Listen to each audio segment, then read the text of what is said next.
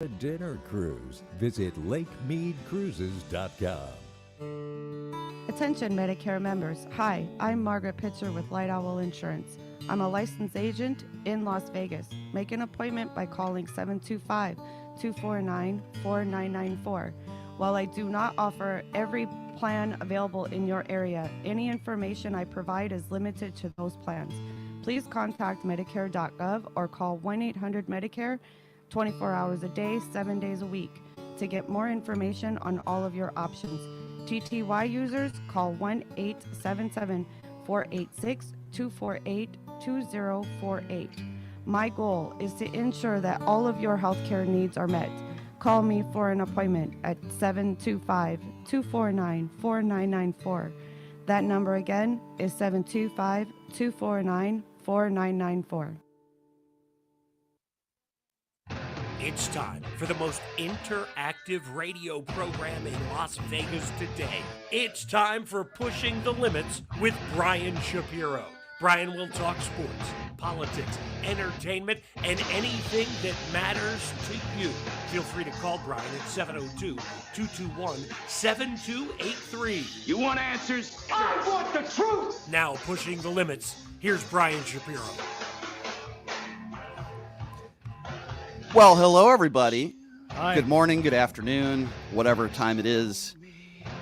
Hello, fellow PTL buffoons. I just wanted to say that to start the show. It is Wednesday. It's hump day. Mr. Guy David, I promise Guy's going to talk more today than he did yesterday. I went back and I listened to that lunatic that I interviewed yesterday. And Cardenas, was that her name? And Guy was just sitting there for like an hour making faces. It was quite funny, actually. Hey, my expression said more than words. Yes, it did. What is a picture can say 1,000 words? It did. Hey, we got some I really... just couldn't control myself. Yeah, I understand that. By the way, I got into a spat with her on social media yesterday after she gave me her educational background. Not much of an educational Wait, background. so this continued? Yeah, it did. We'll talk about that later. But yeah, it was on social media. Anyway, we got some great guests today, man. Yeah. We got great guests all week. I've been wanting to speak to this lady for a very long time. She's Assemblywoman, Republican. Her name is Victoria Seaman, and I think she's one of the favorites to be maybe the next mayor of the great city of Las Vegas.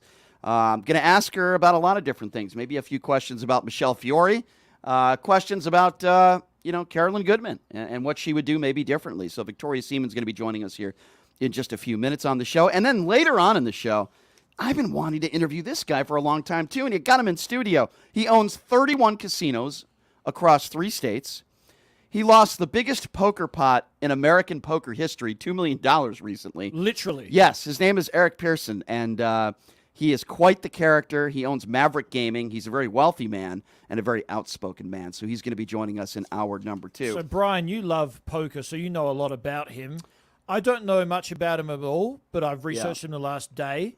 This guy is an absolute lunatic, and he's going to provide absolutely fantastic radio, so you don't want to miss that.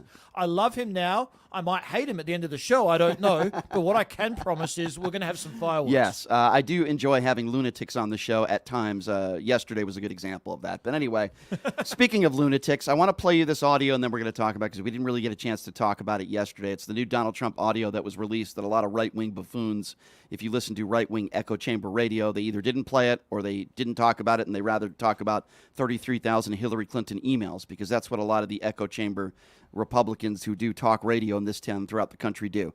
This is audio that was released. CNN got their hands on it. It is Donald Trump with some of his aides in the room, with Mark Meadows in the room, and we also know of a few journalists that were in the room. Keep in mind, these people do not have security clearance, and Donald Trump, well, just take it away. Listen to this conversation. Bad, sick people. That was your coup, against you. Well, it started right at the like beginning. when Millie's talking about, you were going to try to do a coup. No, they were trying to do that before you even were sworn in. That's right. Trying to overthrow your election. Well, with Millie, let me see that. I'll show you an example. He said that I wanted to attack Iran. Isn't it amazing? I have a big pile of papers. This thing just came up. Look. This was him. They presented me this. This is off the record, but they presented me this. This was him. This was the Defense Department and him. We looked at some. This was him. This wasn't done by me. This was him. All sorts of stuff. It's pages long. Look. Wait a minute. Let's see here. Look at that. Yeah. I just found. Isn't that amazing? This totally wins my case, you know. Except it is like highly confidential, secret. This is secret information. But look at this. You attack, and Hillary would print that out all the time, you know.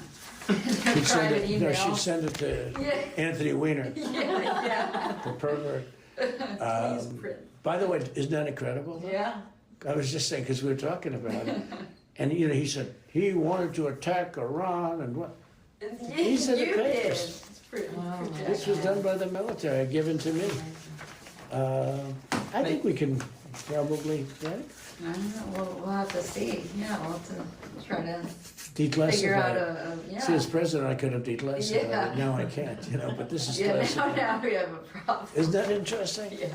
It's so cool. I mean, it's so, we here and I have, and you probably almost didn't believe me, but now you believe me. No, I believe It's you. incredible, right? No, Hey, bring some Cokes in, please. Can you bring some Cokes in, please? I'll get right on that. So why is this audio important? Well, it's important for several reasons. First of all, as I mentioned, Guy, there are people in the room that obviously do not have security clearances. We know what papers he's shuffling.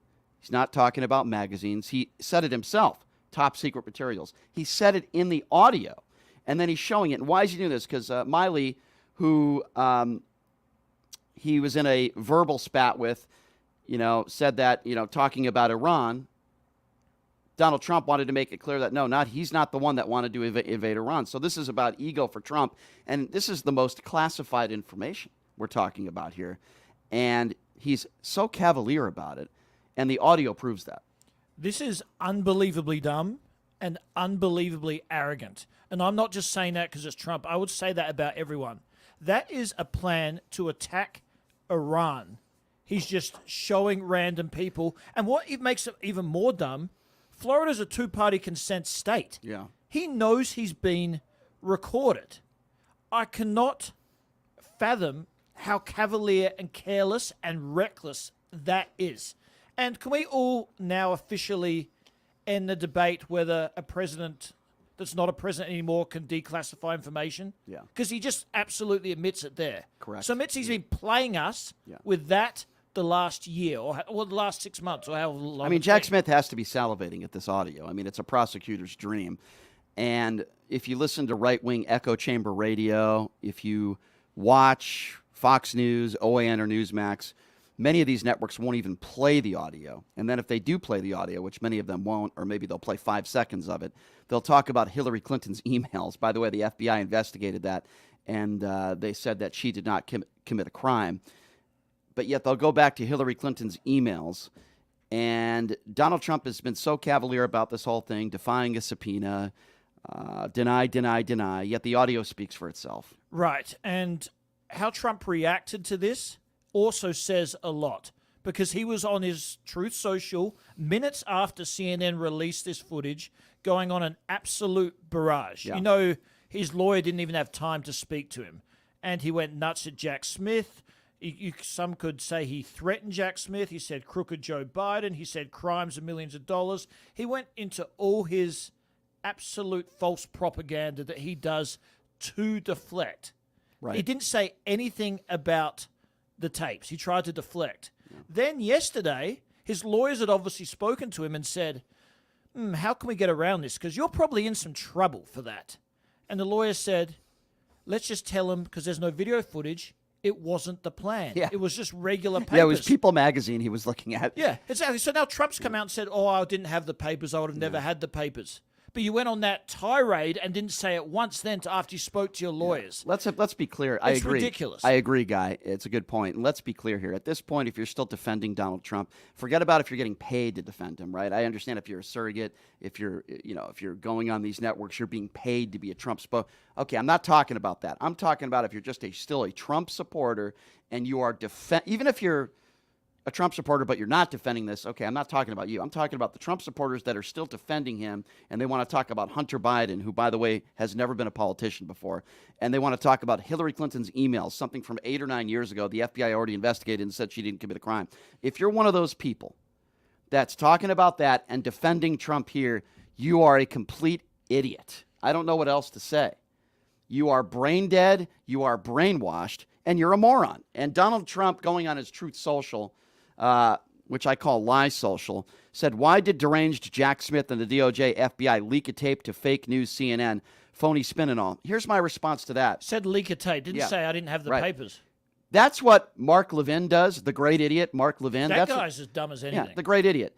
What they will do is they will be angry about the leak, but they won't show any anger towards the actual crime that's being committed. Let's talk about the leak. Who cares where the leak came from?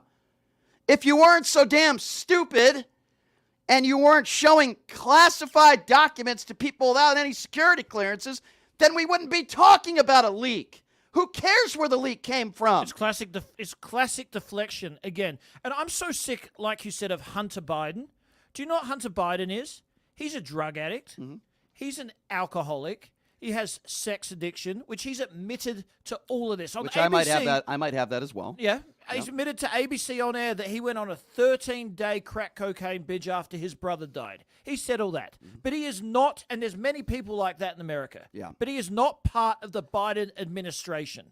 He is not holding a plan to attack an inferior nation and showing it to people carelessly. I don't care it's Trump. I would not defend that to whoever did it. I agree. If Biden did it, I would probably say you got to impeach him right now. I would agree. say that. And all these right-wingers out there, not all of them, but some of them that are still Trump supporters, the DOJ, political DOJ, going after Republicans, blah, blah.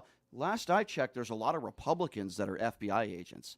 There are a lot of Republicans, appointed Republicans, some of them appointed by Donald Trump, by the way. The director was. Yeah, so the idea that this is all George Soros paid DOJ and Joe Biden's DOJ, by the way, Joe Biden has nothing to do with these investigations. It's insanity. It doesn't matter what Donald Trump could sodomize a child on Fifth Avenue, and there would be audio of it and video, and they would say it's Joe Biden's fault. I'm telling you, these people are so brainwashed and deranged. I mean, we have serious crimes that are committed on this audio recording. Serious crimes showing the most classified documents, the most sensitive documents that are being shown about possibly invading Iran. And the only reason why Donald Trump is doing so is for his own ego to show people that, hey, I'm not the one that said I was going to invade Iran. It was Miley that said it. That's the only reason why he's doing this. And he doesn't even understand the seriousness of what he's doing. He's not thinking about it because he's a so narcissist. Dumb, and he's so stupid. And you people are just as bad, you people that defend him. Anyway, I digress. But I'm still stunned by that footage. I listened to it over and over again. Mm-hmm. And even the fact that he even said, I can't declassify information anymore. Yep. That's a side note. We've been talking about that the last 6 months. Yeah. What about the fact that Iran knows we had a plan to attack them now? Well, the more evidence that comes out, the more and more I'm believing that maybe he does go to jail. I mean, the more and more I hear of this, I don't know if that's going to happen. That might be very difficult to put a former president behind bars. It will be too difficult. But he's going to be convicted of felonies. I have no doubt about that. The evidence is overwhelming. But then what happens, Brian? Because he's not losing support among the Republicans. He's not going to win a general election. I don't care if he's running against Joe Biden. He could be running against Kamala Harris. He could be running against even some very not so well-liked Democrats. I don't see Donald Trump winning a general election. Quite frankly, I find it difficult to believe that even a Ron DeSantis could win a general election. But anyway, we'll have to wait and see. Speaking of elections, coming up next, her name is Victoria Seaman. She was elected in the special election in 2019, completed the term for Ward 2 as a councilwoman, and now she is running for mayor in the great city of Las Vegas. Victoria Seaman is going to be joining us next. We'll take a quick break. We'll be back right after this. You're listening to Pushing the Limits right here on KSHP.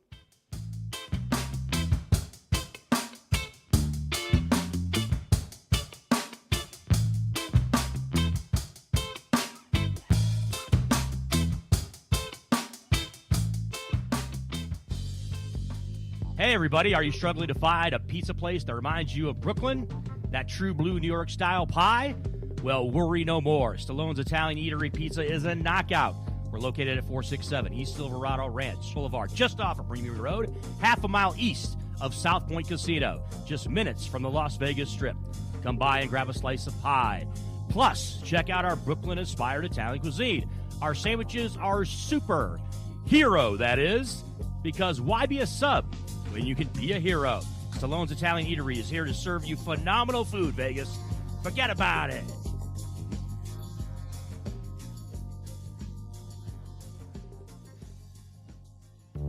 When you bring your vehicle to Star Auto Care for maintenance, you'll have a team of professionals at your service. Every one of our technicians has been factory trained and master status certified to ensure that you receive the highest quality and most effective service. Star Auto Care is located at 3540 East Tropicana Avenue, just east of Pecos. Star Auto Care is confident in their prices and will match any mechanic located within 20 miles. Bring your vehicle in today and let Star Auto Care give you the peace of mind you deserve when you service your car. Visit them online at starautocare.us.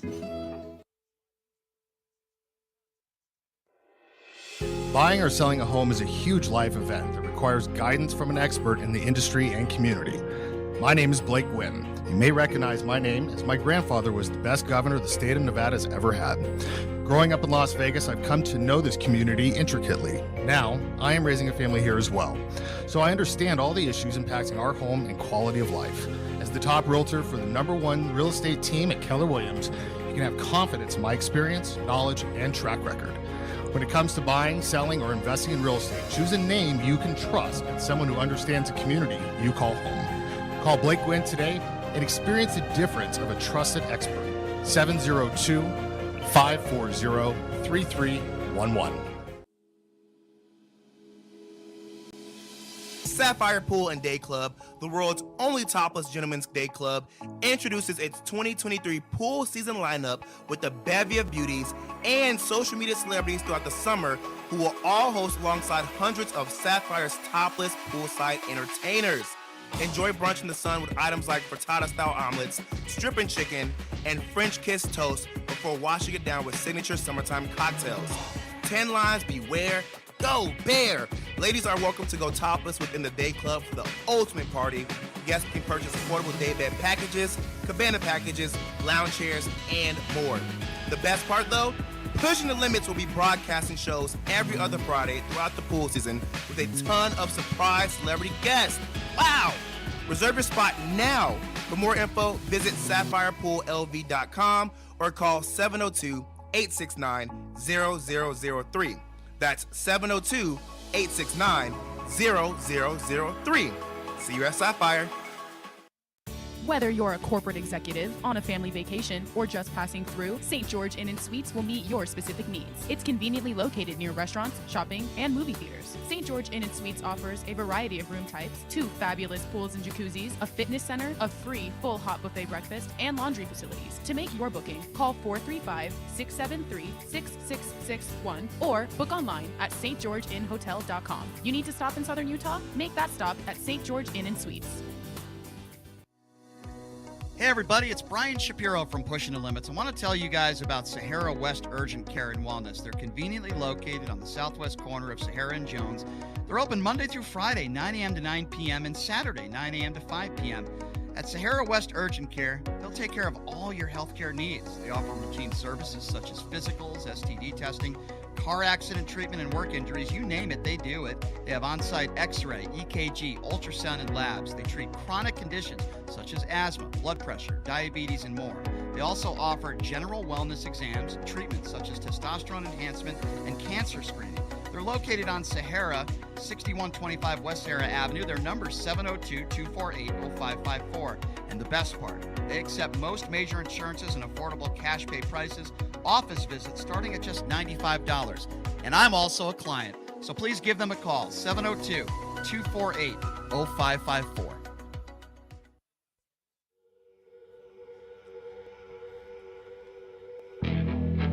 All right, welcome back. It is Pushing the Limits on a Wednesday. Thank you so much for joining us. As you know,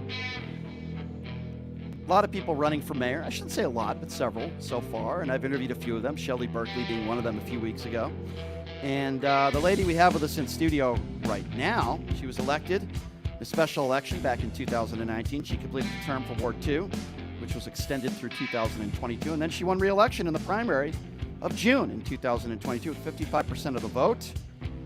Councilwoman Victoria Seaman joining us in studio, and she is running to be the next mayor of the great city of Las Vegas. Victoria, thank you so much for joining us. Pleasure having you in studio. How are you? Thank you so much for having me. I appreciate it. Yeah, I appreciate you being here. I've been wanting to talk to you for a while, and I guess my first question is why? Why did you decide to put your name in the hat, so to speak, and why do you want to be the next mayor here? Well, first of all, I love what I do. I love public service, and I love it on a local level because you are right next to the people. I'm out in the community every single day. I believe we've done some great work in the last 4 years. I just finished 4 years. And I want to continue that work, and I want to take it to a leadership level. I think that we need a leader who isn't afraid to tackle the tough issues and kick them down the road. Mm-hmm. Too many politicians get elected and decide on these tough issues it's too political, and they kick it down the road. And I think we have tough issues ahead of us, and I would like to, and I've always tackled them, and I'm going to continue to do that as mayor. So on that note, what do you think is the number one priority issue that you want to tackle that you think some Republicans and maybe Democrats too are just kind of avoiding that you want to tackle right off the bat if you're mayor day one?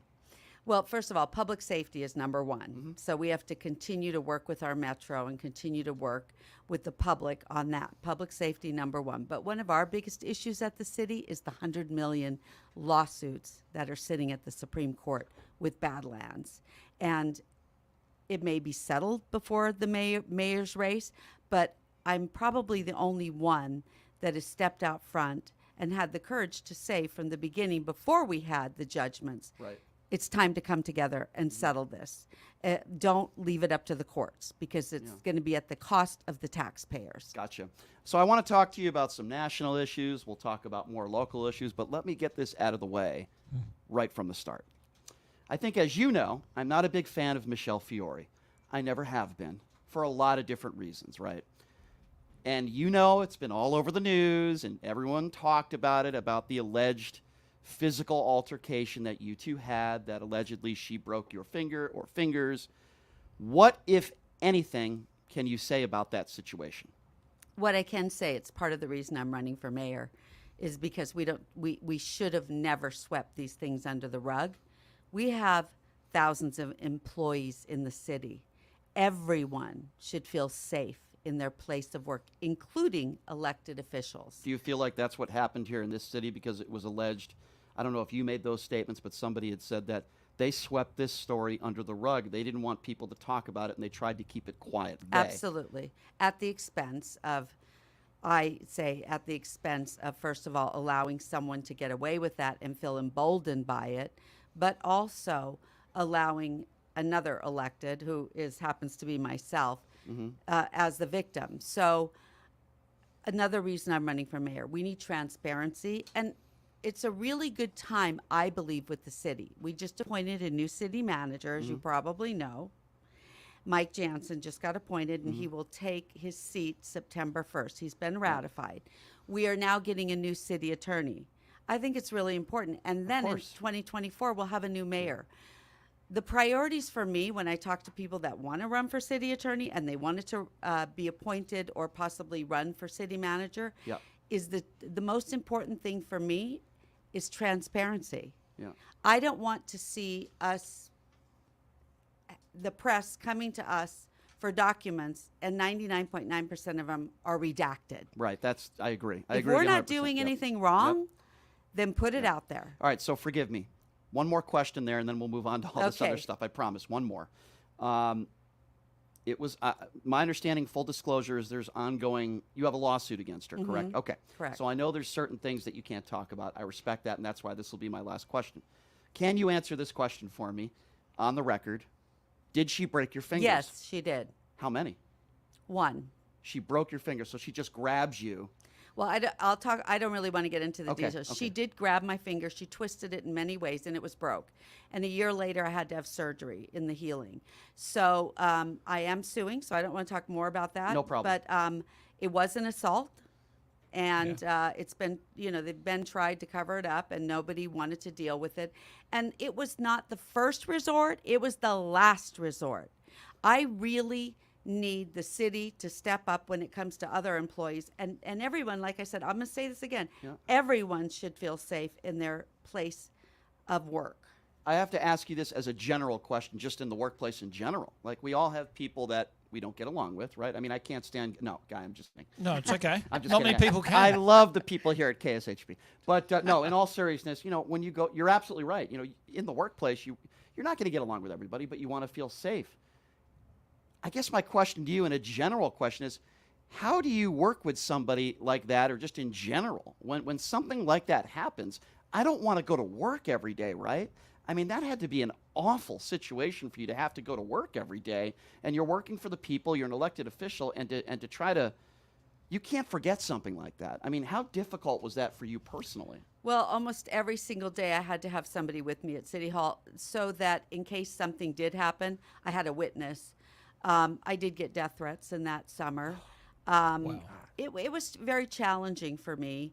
But through, things, I don't want to get too much into the detail, but, through mentorship and different things, and I was able to move on. But it wasn't easy. And as an elected official, I can say that nobody should ever have to go through this. Just because we're elected doesn't mean we can be abused as well. Absolutely. And listen, I went for help everywhere I could. We sit through hours and hours of policy of sexual harassment and all different types of harassment, but nobody would address the assault. And that's why I think right now new leadership is really important. Sure. And the number one issue for me when I decided to file a lawsuit was we need policy changes. Sure. You don't sweep it under the rug. It's not the good old boys. It's not the good old times. No. No one should ever have to suffer through this. And I can say that, I'm ready to fight for all those good policies. I just want to say I'm so sorry that happened to you, and I hope you get every single dollar you can off of that horrific human being. Anyway, Guy, go ahead. We can move on. It obviously takes a lot to run for office. You need to be resilient. You need to be courageous. You got to be prepared to have your life exposed in ways we probably don't know are coming with the media these days. What was the process for you? Did you speak to family? Did you go through the pros and cons? What ultimately led up to the decision? Well, because I've been in office before, as I was in the state legislature for 2 years, it's a decision that you constantly have to go back to your family and say, okay, now this is what I'm thinking about. I've gotten so much encouragement from my husband. My daughter is grown up, and so with her, it's easier. I started in politics once my daughter graduated high school. It's hard for people with kids at home. Right. And even though she was already, graduated high school, she did come back home and live with me for a few years. And when the mail started coming, it was very heartbreaking for her because, the attacks. So, you just have to hope that they're as strong and resilient as you are and talk to them, show them your strength. Because if you're not showing strength, they're going to break down. But it's an ugly business. We all know that. Yeah. It's a contact sport. And you mentioned, Victoria, that you received death threats. And I go back and I think about January 6th. And some people say I bring it up too often. But the reason why I bring it up is because the leader of the Republican Party, and I know you're a Republican and we can talk about Donald Trump, but the leader of the Republican Party now, as far as the face of the party, is still Donald Trump. And would you agree with me? January 6th doesn't happen if Donald Trump doesn't lie about the 2020 election. I'm really concentrating on my race and try not to get into, I go home every day and my husband's like, do you know what's happening in the world? And I'm like, look, I'm trying to save the city. And it's really hard for me, to get so entrenched in things that happen. I think after January 6th, I think there were prosecutions. I would love for us to put it behind us and move forward because right now the people that were charged, I believe they've and let's move forward. I mean, we really need to move forward. We really need to stop talking about a fake election or whatever. Sure. And we need to move forward to what's happening now. But that's why I ask you, because he's still saying the election was stolen. Let's talk locally. Guys like Jim Marchant. He could have been the Secretary of State. Listen, I had Cisco Aguilar. I think is a very good man. Right. Very educated. He was sitting in your seat, and we had a great conversation. I'm so glad he won. But you still have people. Jim Marchant is running for office again. He talks about the cabal. I mean, Sigal Chattah said she wanted her opponent hanging from a pole. I know. I think. I mean, these are people in your party. How does that make you feel? Well, first of all, I'm so happy that I'm in a nonpartisan race. Right. Because, I believe in Republic values. It doesn't necessarily mean I believe in people that are running the Republican Party. Right. I don't have a relationship with Sigal Chattah. She was my planning commissioner for a short time. It's a shame that you have so many people infighting about things that I believe is not important. What's important is our community. And that's why I told you from the beginning when I sat here, I love local politics. I can concentrate on making the community better and seeing the results immediately. I think it was torture for me being up in the legislature because I fought with my own party. Right. I mean, it's like, why can't we just all look at what's better for the community? In local elections, you can do that because you're sitting there making decisions and you need 4 votes. There's no caucuses. I hate caucuses, where we better all go this way or better. You don't have that in local government. Yeah. We get to go out to the community and talk to them and find out what's important to them and then make a decision. If you're just joining us, Victoria Seaman, Councilwoman Seaman in studio. She's running for mayor of the great city of Las Vegas. All right, let's talk about that position. Let's talk about Carolyn Goodman. I was very disappointed, as I think many people were, with the interview that she did with Anderson Cooper on CNN during the pandemic. I think Carolyn Goodman is a very nice woman. I think she's very kind. I'm friends with her husband. I think they're very nice people. But I thought that interview was an embarrassment. And I know that Oscar would not be happy with me saying this because he wants to blame Anderson Cooper. I thought she kind of embarrassed Las Vegas in that interview. What did you think of that? I think she was not prepared. And I don't know what she was thinking. I thought the interview was a horrible interview. And again, I can only say that I think she wasn't prepared for that interview. And it was a disappointment. I think the Goodmans have done so many great things for the city, and I could go on for days talking about them. But there are some flaws in the leadership right now with Badlands, our Animal Foundation, so many things that I believe that a leader should stop kicking down the road, as we talked about earlier. But again, they've done so many good things for this city. But now it's time for change.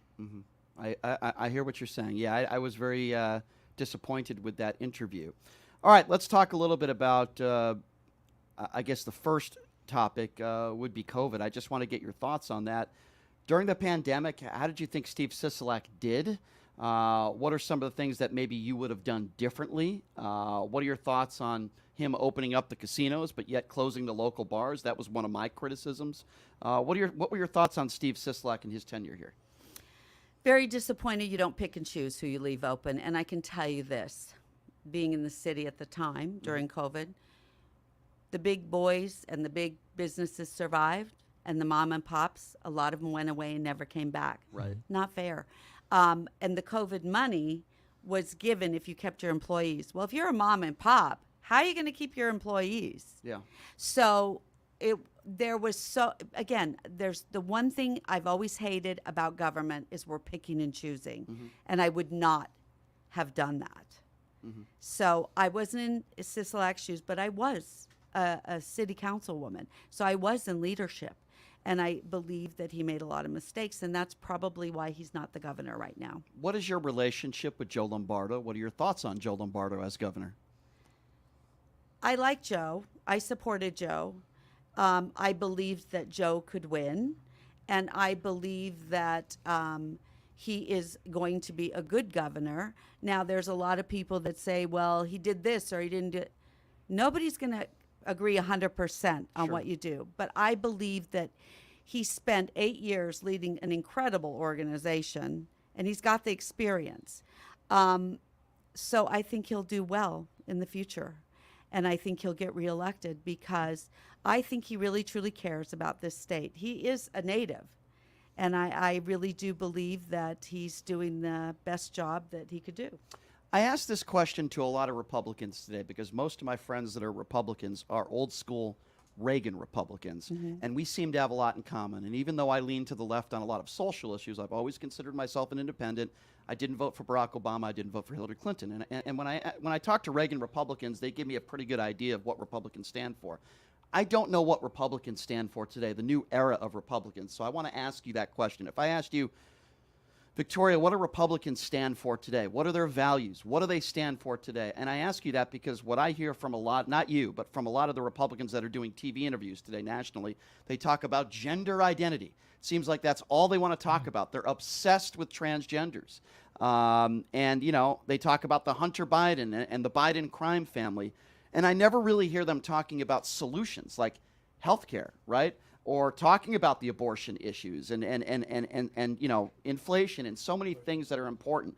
So I want to ask you, what do you think are the values of Republicans like yourself today? I know you don't speak for others. How would you answer that? Well, and here's what I'm going to say. This is why I like being a nonpartisan in local government, because both parties have changed so much.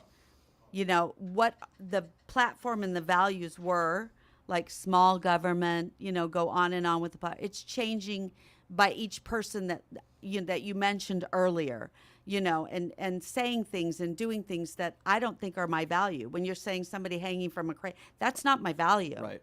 You know, these are not my values.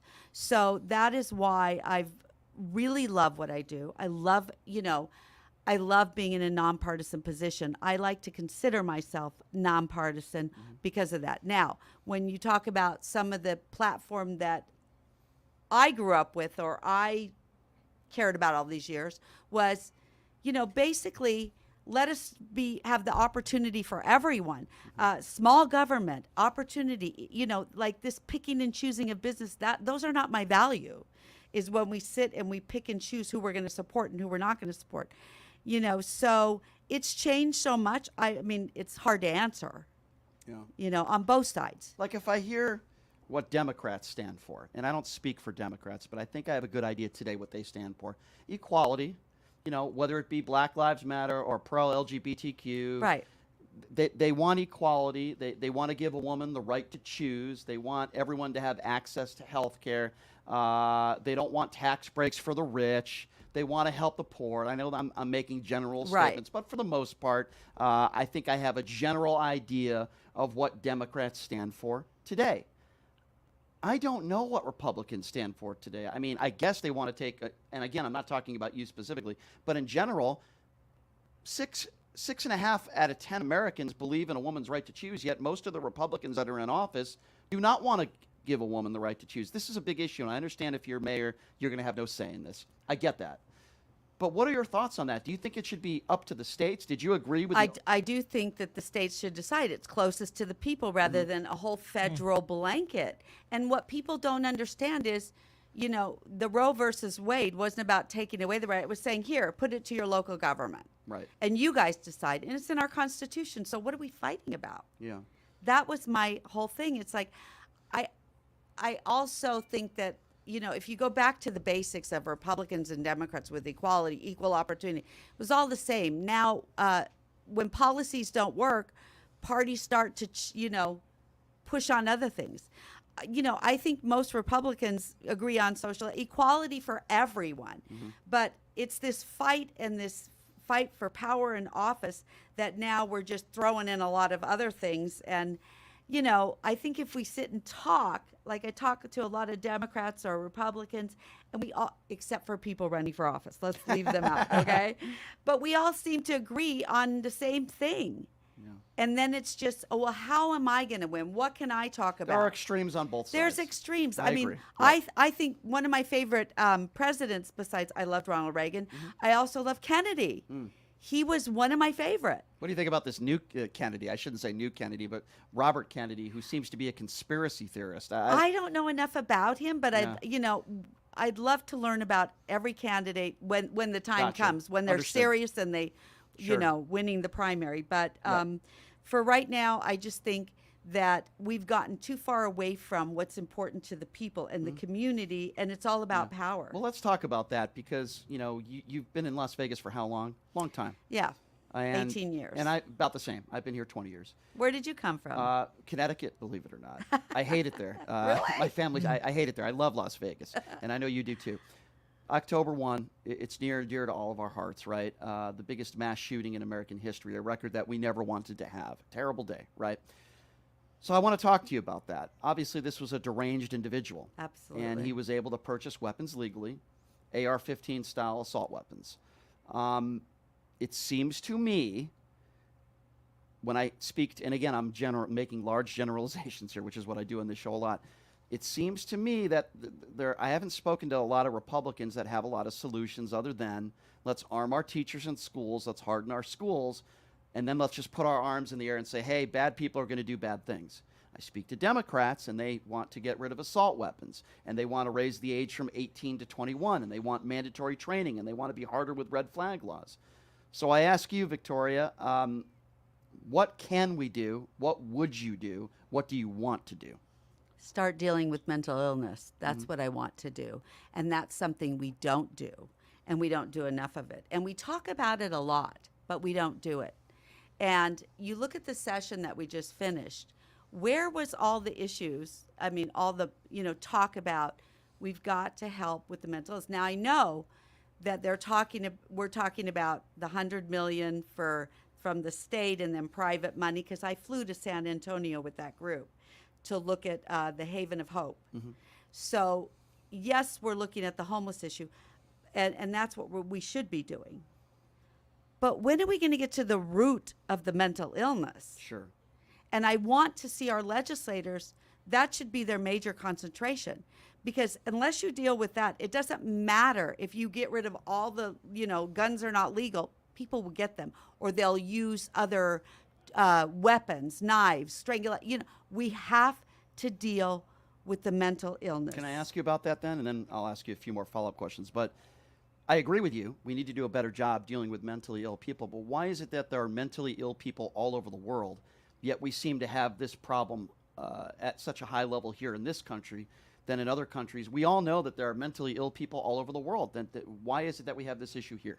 Well, we have the same. We have killings and, with knives or whatever, maybe not as many guns, but I don't know all the stats from around the world. But I'd love to look at the stats from around the world and see, like, even Australia. I don't know what weapon they use, but well, let me tell you this, and I've always said it's apples and oranges. You can't compare America to Australia. America has 300 million people. We have 30 million people. True. We don't really hunt. We don't have a need for guns. We don't have a Second Amendment, so guns aren't a priority in Australia. Okay. So people misconstrue that I want to take everyone's guns away here. That's not true. We had a massacre in 1996 by a mentally ill person that killed 30 tourists with an automatic assault weapon. And then after that, the government said, enough's enough. You're turning in your guns unless you're law enforcement or have a specific license. And everyone did that for the reasons I just described, which obviously won't happen here. And since then, there's been not one mass shooting, and that was back in 1996. So it's hard for Australians to look at America when children are dying and getting massacred and absolutely nothing is done, and look at them and say, what is going on? What is wrong with them? I've lived here, so I understand a bit more.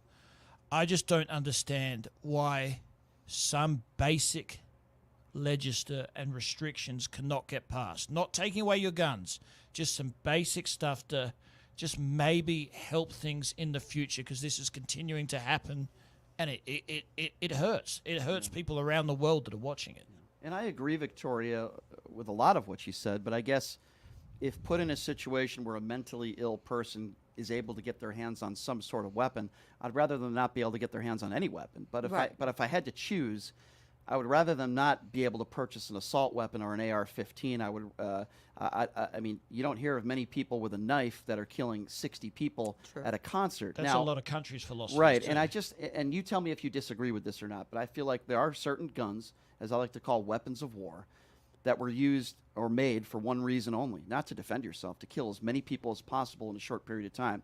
Our brave men and women in uniform should absolutely have those weapons. Our law enforcement officials should absolutely have those weapons. I'm just not sure. I don't think an 18-year-old should be able to walk into a gun store and buy thousands of rounds of ammunition and a bunch of AR-15s with no training. I have a problem with that. What are your thoughts on that? I think that's a debate between the federal government and the legislators. And as a city council member, I'm not going to be able to even think about it or talk about it. But again, I think that you can't put a Band-Aid on a problem. It's just like we were talking about the Animal Foundation. They're asking for more money. Sure. And I'm like, okay, so we're going to put a Band-Aid on a problem. Let's get down to the root of the problem. And I will still go back to that and stand by it. Unless you go to the root of the problem and we deal with our mental illness in this country, we're going to continue to have a... Well, speaking of that, sorry to interrupt. No, it's okay. Sorry about that. Let's talk about mental illness, particularly homeless.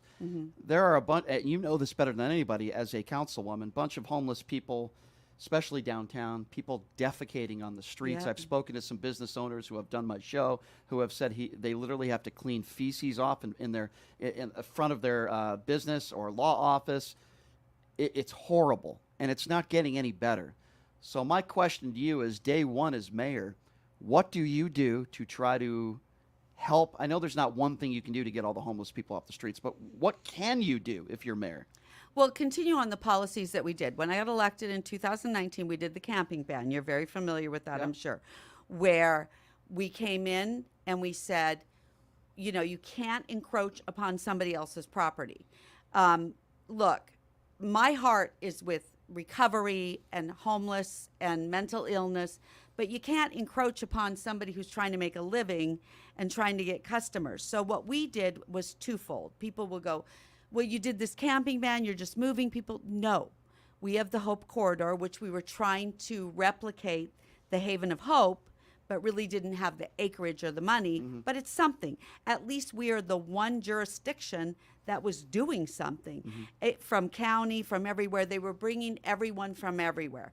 But the twofold is, we have a camping ban. So if I'm camping in front of your restaurant, you can call the city. We prefer people call the city. So those of you out there listening, if there are homeless people camping out, call your city council member or the city. We get the MORE team out. And when we send the MORE team out, they say to them, can we get you services? Can we take you to the Corridor of Hope? Can we get you an ID, a job? Do you need a help, whether it's mental illness, recovery? We want to help. And that made it easier. If you take that away, we don't have that ability anymore. So I want to continue that. And they were trying to do a bill in the legislature where that would have taken that away. And that would have been so harmful because we are helping people. The other thing is I've really entrenched into the community. I don't know if you know, but I think it was 2 weeks ago, I went out in the tunnels with Vegas Stronger and really wanted to go out for myself and see what some of the issues mesmerizing going into those tunnels, isn't it, Victoria? It's mesmerizing, and it was so important to me to talk to those people. They're people. They have, everybody has a story. They want people to know that they have dignity. They have, most of them have mental illness. Right. And we're going to talk about recovery. They're drug addicted. But why are they drug addicted? Are they drug addicted because they started on drugs, or are they covering some sort of mental illness? Right. I know family members, I know friends that have lost loved ones. I'm one of them. Yeah, I lost my sister to a drug overdose. I'm so sorry. Thank you. Yeah, 37, fentanyl.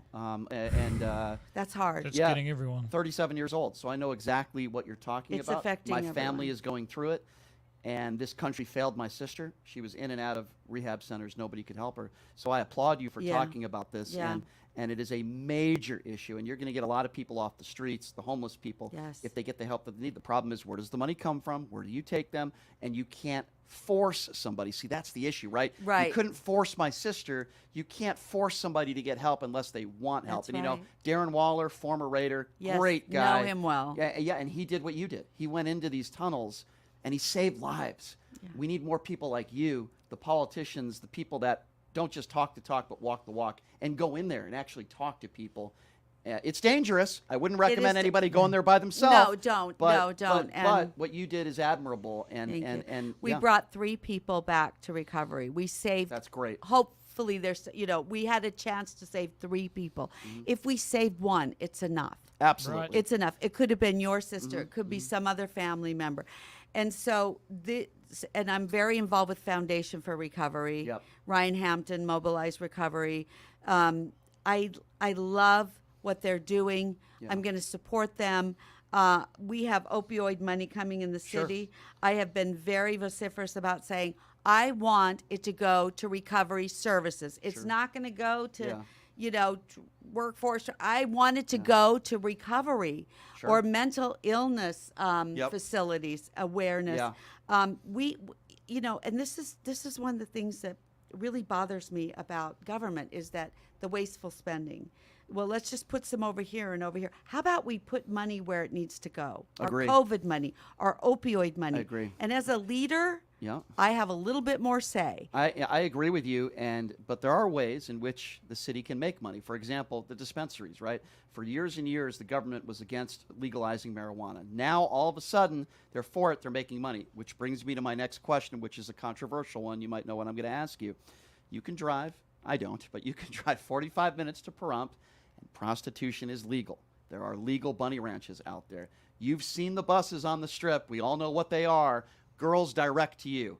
We all know what's going on there. Come on, let's be honest, even though it's technically illegal. Right. The government is not making any money off of that. So I asked you, Victoria Seaman, who's running for mayor, do you believe that we should legalize prostitution in a safe way, like what they're doing in Pahrump, here in Las Vegas? It's a question that has been talked about for years. What is your position on that? I have to say no, and I'll give you my explanation. Because of we are number 3 in human trafficking in this city.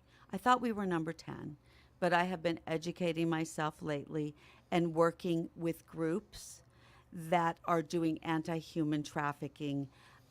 It is a problem here. It's a huge problem. And I just have to tell you, I just got very involved with it. I just sponsored the movie Grooming at City Hall with one of the groups, and I am now starting in August in Ward 2. We're going to have another movie come and talk about it because we're having children that are being brought into human trafficking at 12, 13, 14 years old. And so we need to get a handle on what's happening before I would even talk about. So I agree with legalizing you, prostitution. and that is a huge issue. Some would say that if you legalize prostitution, you're going to get not the 12 and 13-year-olds, that's not what I'm talking about, but some of these people off the streets and have them working in a clean environment where there's testing, and it could actually lower crime. If somebody says that to you, what would be your response to that? I would have to see outcomes, and I don't see them. And what I'm seeing is tragic for our children. And, the laws that have been passed recently make it very hard. One of the things that I know by being involved with them lately is they used to arrest the young girls, but not take them to jail, just try to get them off the street. Right. And now there's a law that's been passed that they can't arrest them. So now they have no chance of talking to them and getting them to prosecute the person that's understood trafficking them. Yeah. It's what I've done as a legislator and in politics, and luckily I was much older and I had had a lot of experience in business. And one of the things that I learned is that there's always unintended consequences to what we do. So I think very clear and concise about any ordinance, any legislation that I had done when I was in Carson City, because there are there are unintended consequences down the line. I've seen it in the city where, we get out of legislature and then they come to us and say they want us to build jury boxes. We don't have room. We don't have money. They did it an unfunded mandate. Right. And so I've seen it over and over. So I would say no right now, because right now we're dealing with it. So I try to look at everything in a different prism. I understand. Not like that's a top priority either. What did you make of the people with the flip cards that were handing stuff out. What did you make of those people, and what do you make of the street performers that, by the way, last I understood, is not allowed on the Strip, right? But it's allowed downtown. What do you make of those situations? Well, and that, so lately I've heard from a few of the casino owners down there that they're having the same sort of problem. People camping out, a lot of, people defecating, and, tourists are not attracted to what we have going on down there. So it's something we have to look at. We're recently putting in the little metro substation. So there's always something that we have to look at to make sure that tourists come and they enjoy it. We have 40 million tourists a year, and we want to continue to have those. But we also need to diversify the economy so it's not all dependent on tourists. And I understand that Las Vegas, you might disagree with me on this. There are some parts of Vegas that are not really family friendly, where I wouldn't say a 10-year-old should be walking with his or her family on Fremont Street when you have a bunch of half-naked people taking pictures with people. Absolutely. I don't think that's appropriate for children, yet there's not a curfew till what, like 8, 9 o'clock or something? I don't even know if there is a curfew, because I was asking about it when we were in the meeting about the anti-human trafficking, and I'm like, what about curfews? Like, they looked at me like I was from Victoria, the 50s. Like, what's wrong with you, curfews? I don't even know if there is a curfew. I don't know. But we did do a curfew, some sort of curfew for downtown, but not necessarily for kids. I mean, what is the curfew? I don't know, but you see, like, you know what I'm talking about. There's guys wearing Speedos out there and women that are, half naked taking pictures. And listen, if they're gonna pay you, tourists, to take pictures with you, I don't necessarily have a problem with that. I'm just not sure that a bunch of kids should see that, right? I agree. Yeah. Well, I probably wouldn't bring my kid when she was standing down there. Although, to give Oscar Goodman some credit, maybe Carolyn deserved. Listen, Container Park is beautiful. I think, oh my gosh, it's very beautiful. They've done a great job. It's a few blocks outside of Fremont that I wouldn't recommend people walk around. But Fremont Street has changed a lot. We're cleaning it up. Yes, and yes. And we're doing a good job. You are. It's gotten a lot better than it was. I moved here 20 years ago. The people watching is fantastic. The food is great. And I think Derek Stevens is a big part of it, too. I love him. Yeah. Can I just say that? Derek's a good dude. He's done my show a few times, and I enjoy Circa. I think it's a beautiful casino. And oh, my gosh. Derek State of the art. Derek loves this city, right? And he's a Detroit guy, but he loves Las Vegas, and there are some great casino owners in this town. There's no question about that, and I enjoy it. Do you have any favorite spots, by the way? I didn't ever ask you Well, that. I have to say, Adiamo, that restaurant in the D, that's is a good pretty one. darn good, right? I like their steakhouse, too. Yeah, Barry's, that's the one I'm talking about. Which one? Adiamo. Is that what it's called? I thought it was Barry's downtown. Barry's is in Oh, Circa. that's in Circa. Yeah. No, you got to try Adiamo. Oh, my gosh. Oh, that's at so the D, good. right? Yeah. I took my dad there. That's the Italian restaurant. Yeah, but it has the best steak. I got to tell you. I admire Derek Stevens to invest that big at the time he did when you were talking about Fremont Street earlier. Kudos to him. Yeah, I agree. Didn't Mark Wahlberg show up at one of your meetings? No, I showed up at one of his openings. Oh, you showed up at one of his. Okay. He seems what like a great guy. He's really embraced the city, hasn't he? What a great guy. He loves it. He looked at me and he said, "This is the place I want to raise my kids. I'm out of California, LA." And I said, "Well, that's where I came from, so I get it." And he just loves Las Vegas. So he's gonna bring, hopefully, studios here and a lot of other things that they didn't have time to work on during this session. But I hope he does. He's embraced it. He's everywhere. He is everywhere. And he's an amazing guy. He's down to earth. Just a great guy. He really is. Well, Victoria, let me say this. I appreciate you coming in. I love speaking with all sorts of different people that are running for office. I like Shelley Berkeley, but I think I would probably choose you over her for several different important reasons. But I appreciate you coming in and answering all the questions. I hope we can get you back in studio as it gets a little closer to election time. But I really, truly believe you have a very good chance to win. And I wouldn't say that about a lot of people that I interview. But believe me, you've been doing this for a while now. You're a pretty level-headed, fair person. I wouldn't call you an extremist at all.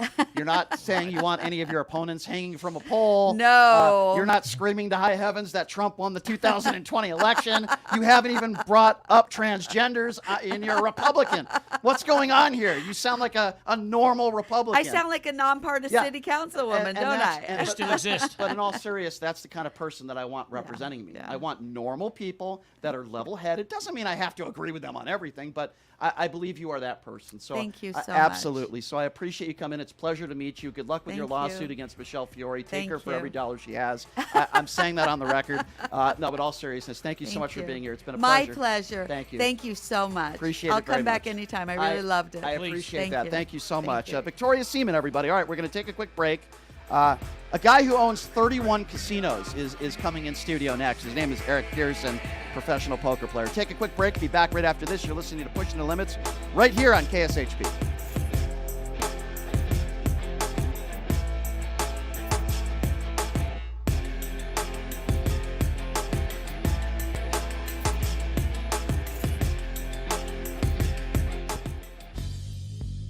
Hey, everybody, are you struggling to find a pizza place that reminds you of Brooklyn? That true blue New York style pie? Well, worry no more. Stallone's Italian Eatery Pizza is a knockout. We're located at 467 East Silverado Ranch Boulevard, just off of Premium Road, half a mile east of South Point Casino, just minutes from the Las Vegas Strip. Come by and grab a slice of pie. Plus, check out our Brooklyn-inspired Italian cuisine. Our sandwiches are super. Hero, that is. Because why be a sub? You can be a hero. Stallone's Italian Eatery is here to serve you phenomenal food, Vegas. Forget about it.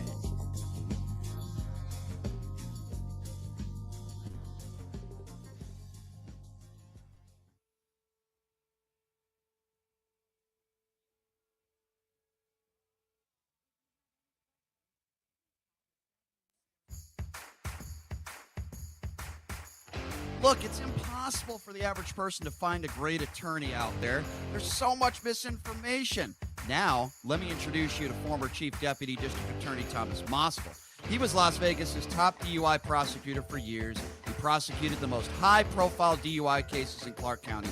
No one knows more about DUI law in Nevada. Just Google it. If you get charged with DUI, whether it's a misdemeanor or even more importantly, a felony, you need Thomas Moskal representing you. His relationships with the prosecutors and judges and his knowledge of DUI law to work for you. So give him a call now or text him at 702-848-5555. It's your life and liberty that's at stake. Don't wait. Call now. That number again, 702-848-5555.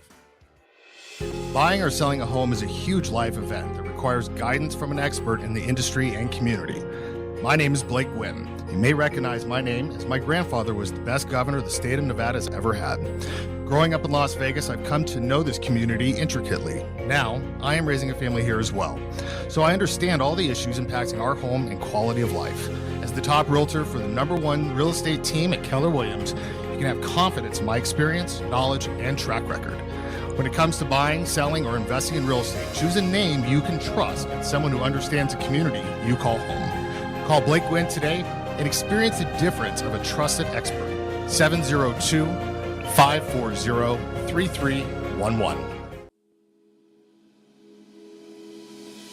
Sapphire Pool and Day Club, the world's only topless gentlemen's day club, introduces its 2023 pool season lineup with a bevy of beauties and social media celebrities throughout the summer who will all host alongside hundreds of Sapphire's topless poolside entertainers. Enjoy brunch in the sun with items like frittata-style omelets, stripping chicken, and French kiss toast before washing it down with signature summertime cocktails. 10 lines beware. Go Bear! Ladies are welcome to go topless within the day club for the ultimate party. Guests can purchase affordable day bed packages, cabana packages, lounge chairs, and more. The best part though? Pushing the Limits will be broadcasting shows every other Friday throughout the pool season with a ton of surprise celebrity guests. Wow! Reserve your spot now. For more info, visit sapphirepoolLV.com or call 702-869-0003. That's 702-869-0003. See you at Sapphire. Hey everybody, it's Brian Shapiro from Pushing the Limits. I want to tell you guys about Sahara West Urgent Care and Wellness. They're conveniently located on the southwest corner of Sahara and Jones.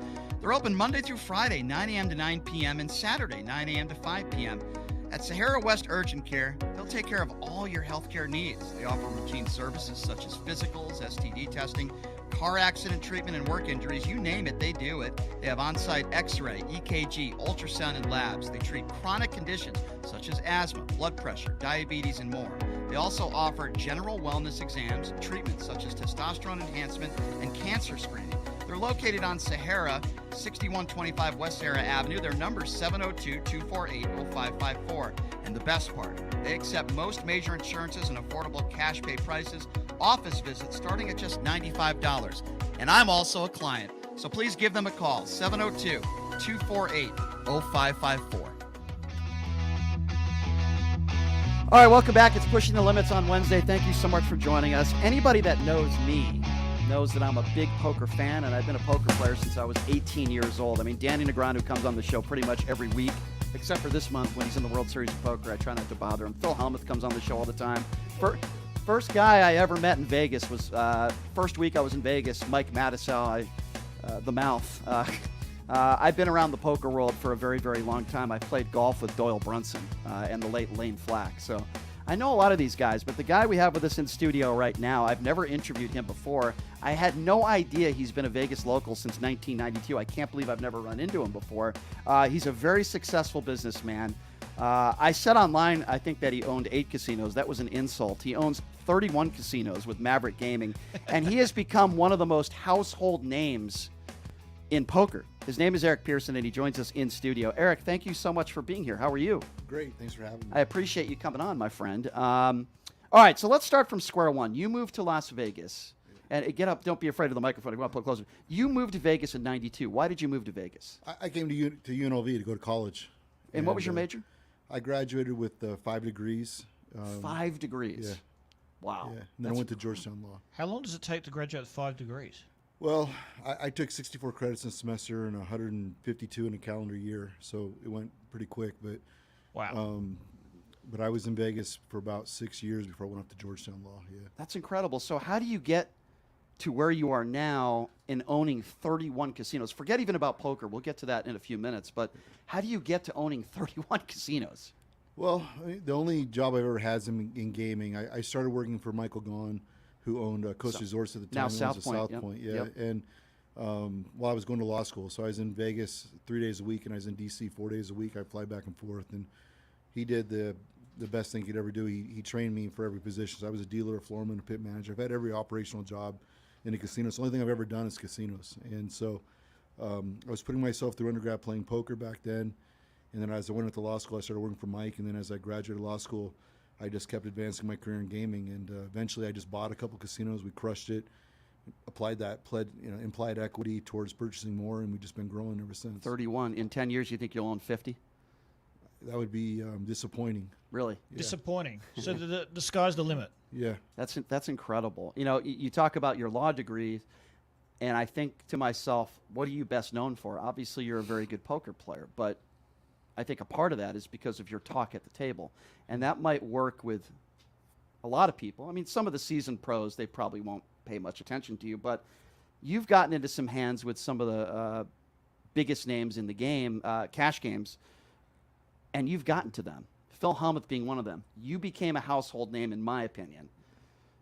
After now you've played in big games your whole life, I understand that, but I'm talking from a TV perspective and the casual poker fan.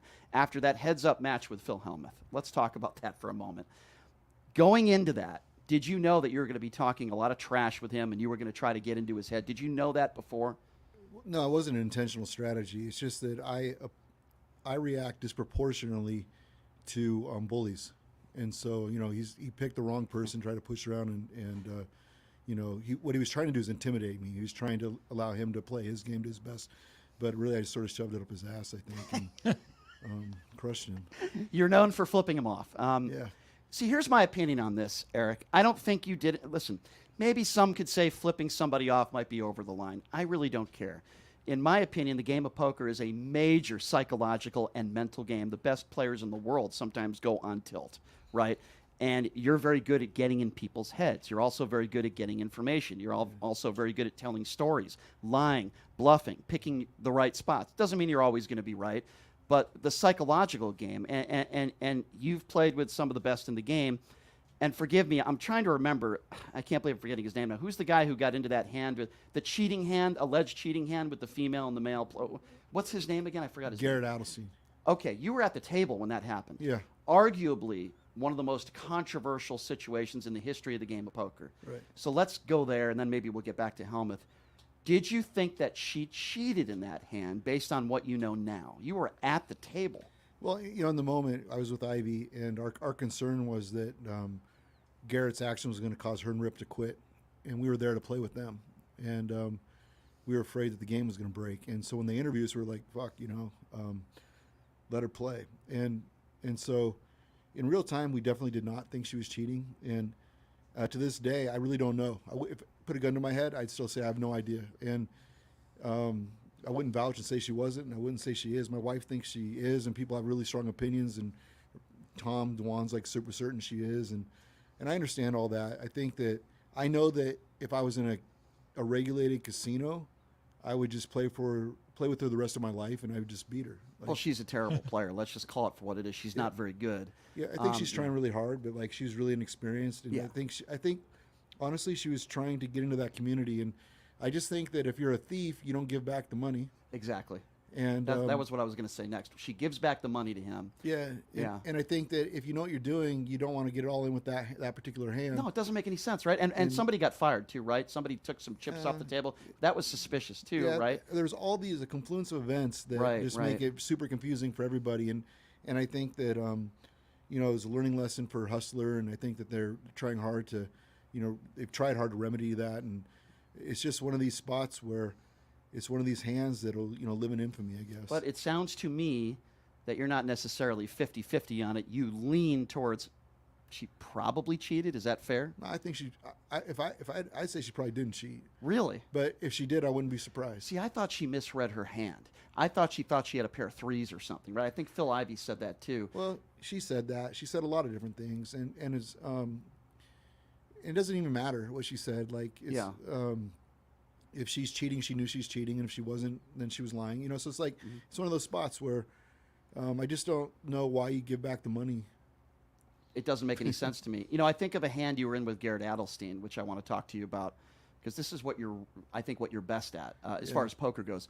You're in a hand with Garrett Adelstein. We were just watching the hand before the show where Garrett Adelstein, I believe he flops a flush, and you flopped two pair. Yeah, I know it's a tough hand. There's a few hands with Garrett. Yeah, but that hand in particular where he should have gotten more of your money. I saved $100,000. You saved a ton of money, and the reason why you saved a ton of money is because he's just about to bet, but he doesn't bet yet. He makes a motion, and then you put out a chip like I call. Yeah. That wasn't by accident, right? It wasn't by accident. You did that on purpose. No, but at the same time, it's not a move either. It's not angling because I'm binding to call. He bets, I call. I just want him to understand I'm calling, and he could have bet whatever he wanted. And he could have bet more, and he could have bet less. I was bound to call. Do you think Garrett Adelstein is an overrated cash game player when some people say he's one of the best cash game players in the world? You've played plenty of poker against him now.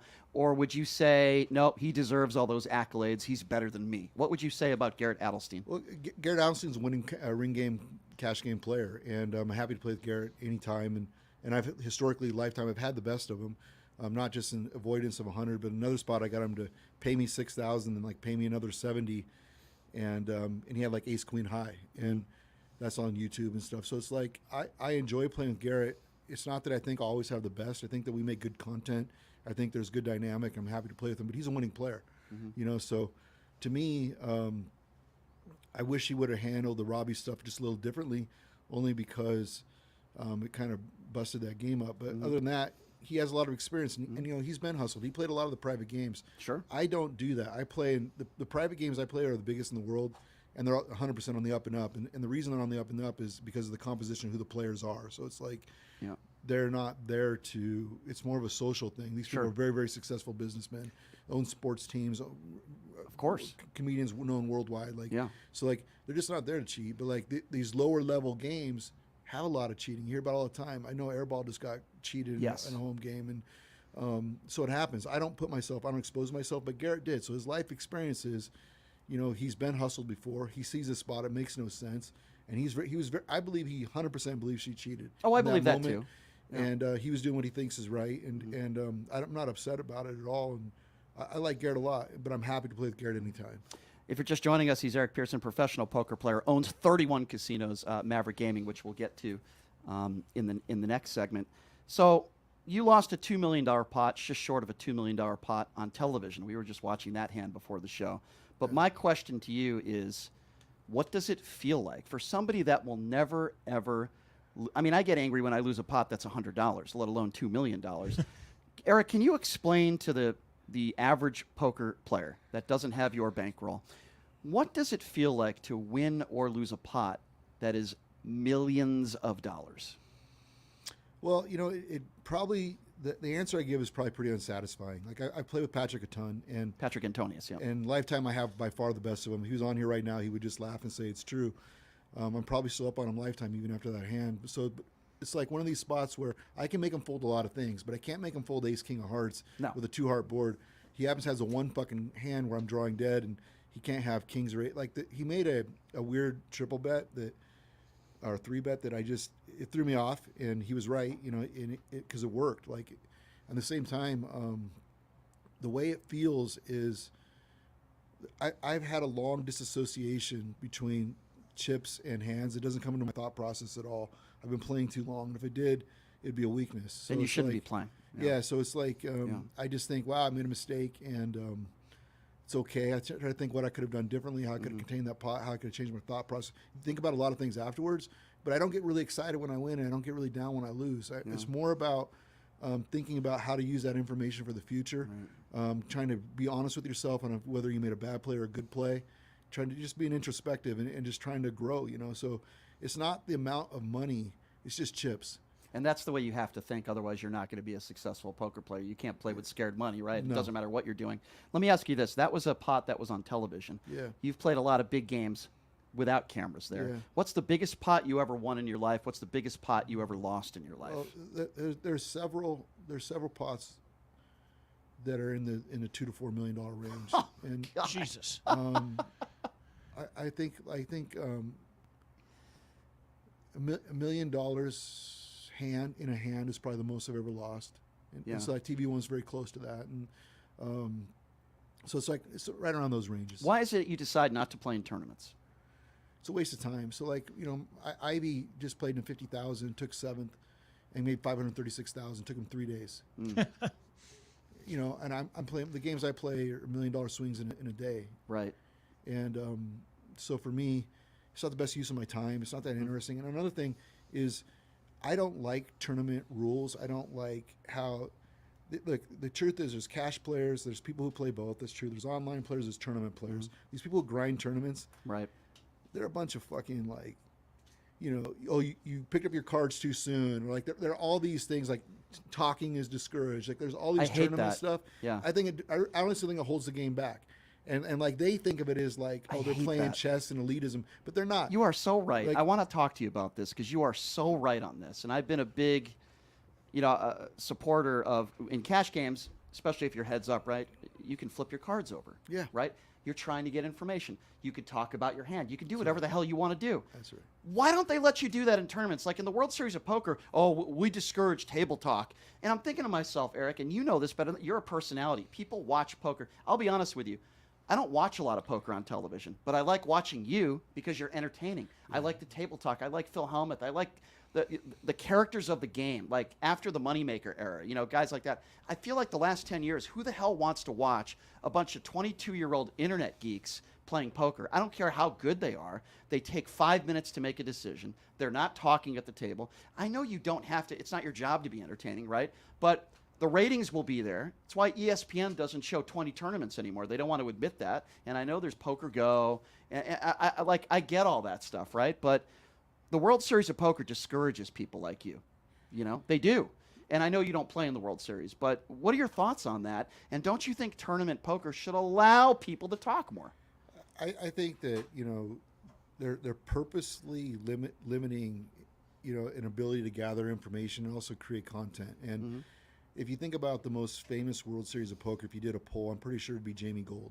And so it's not that he's a great player and he's lost back all that money, but like he ran like God, and and he was great content. And And since then, there's been all kinds of rules that have been implemented designed to make poker on TV, as it relates to the World Series of Poker, less marketable.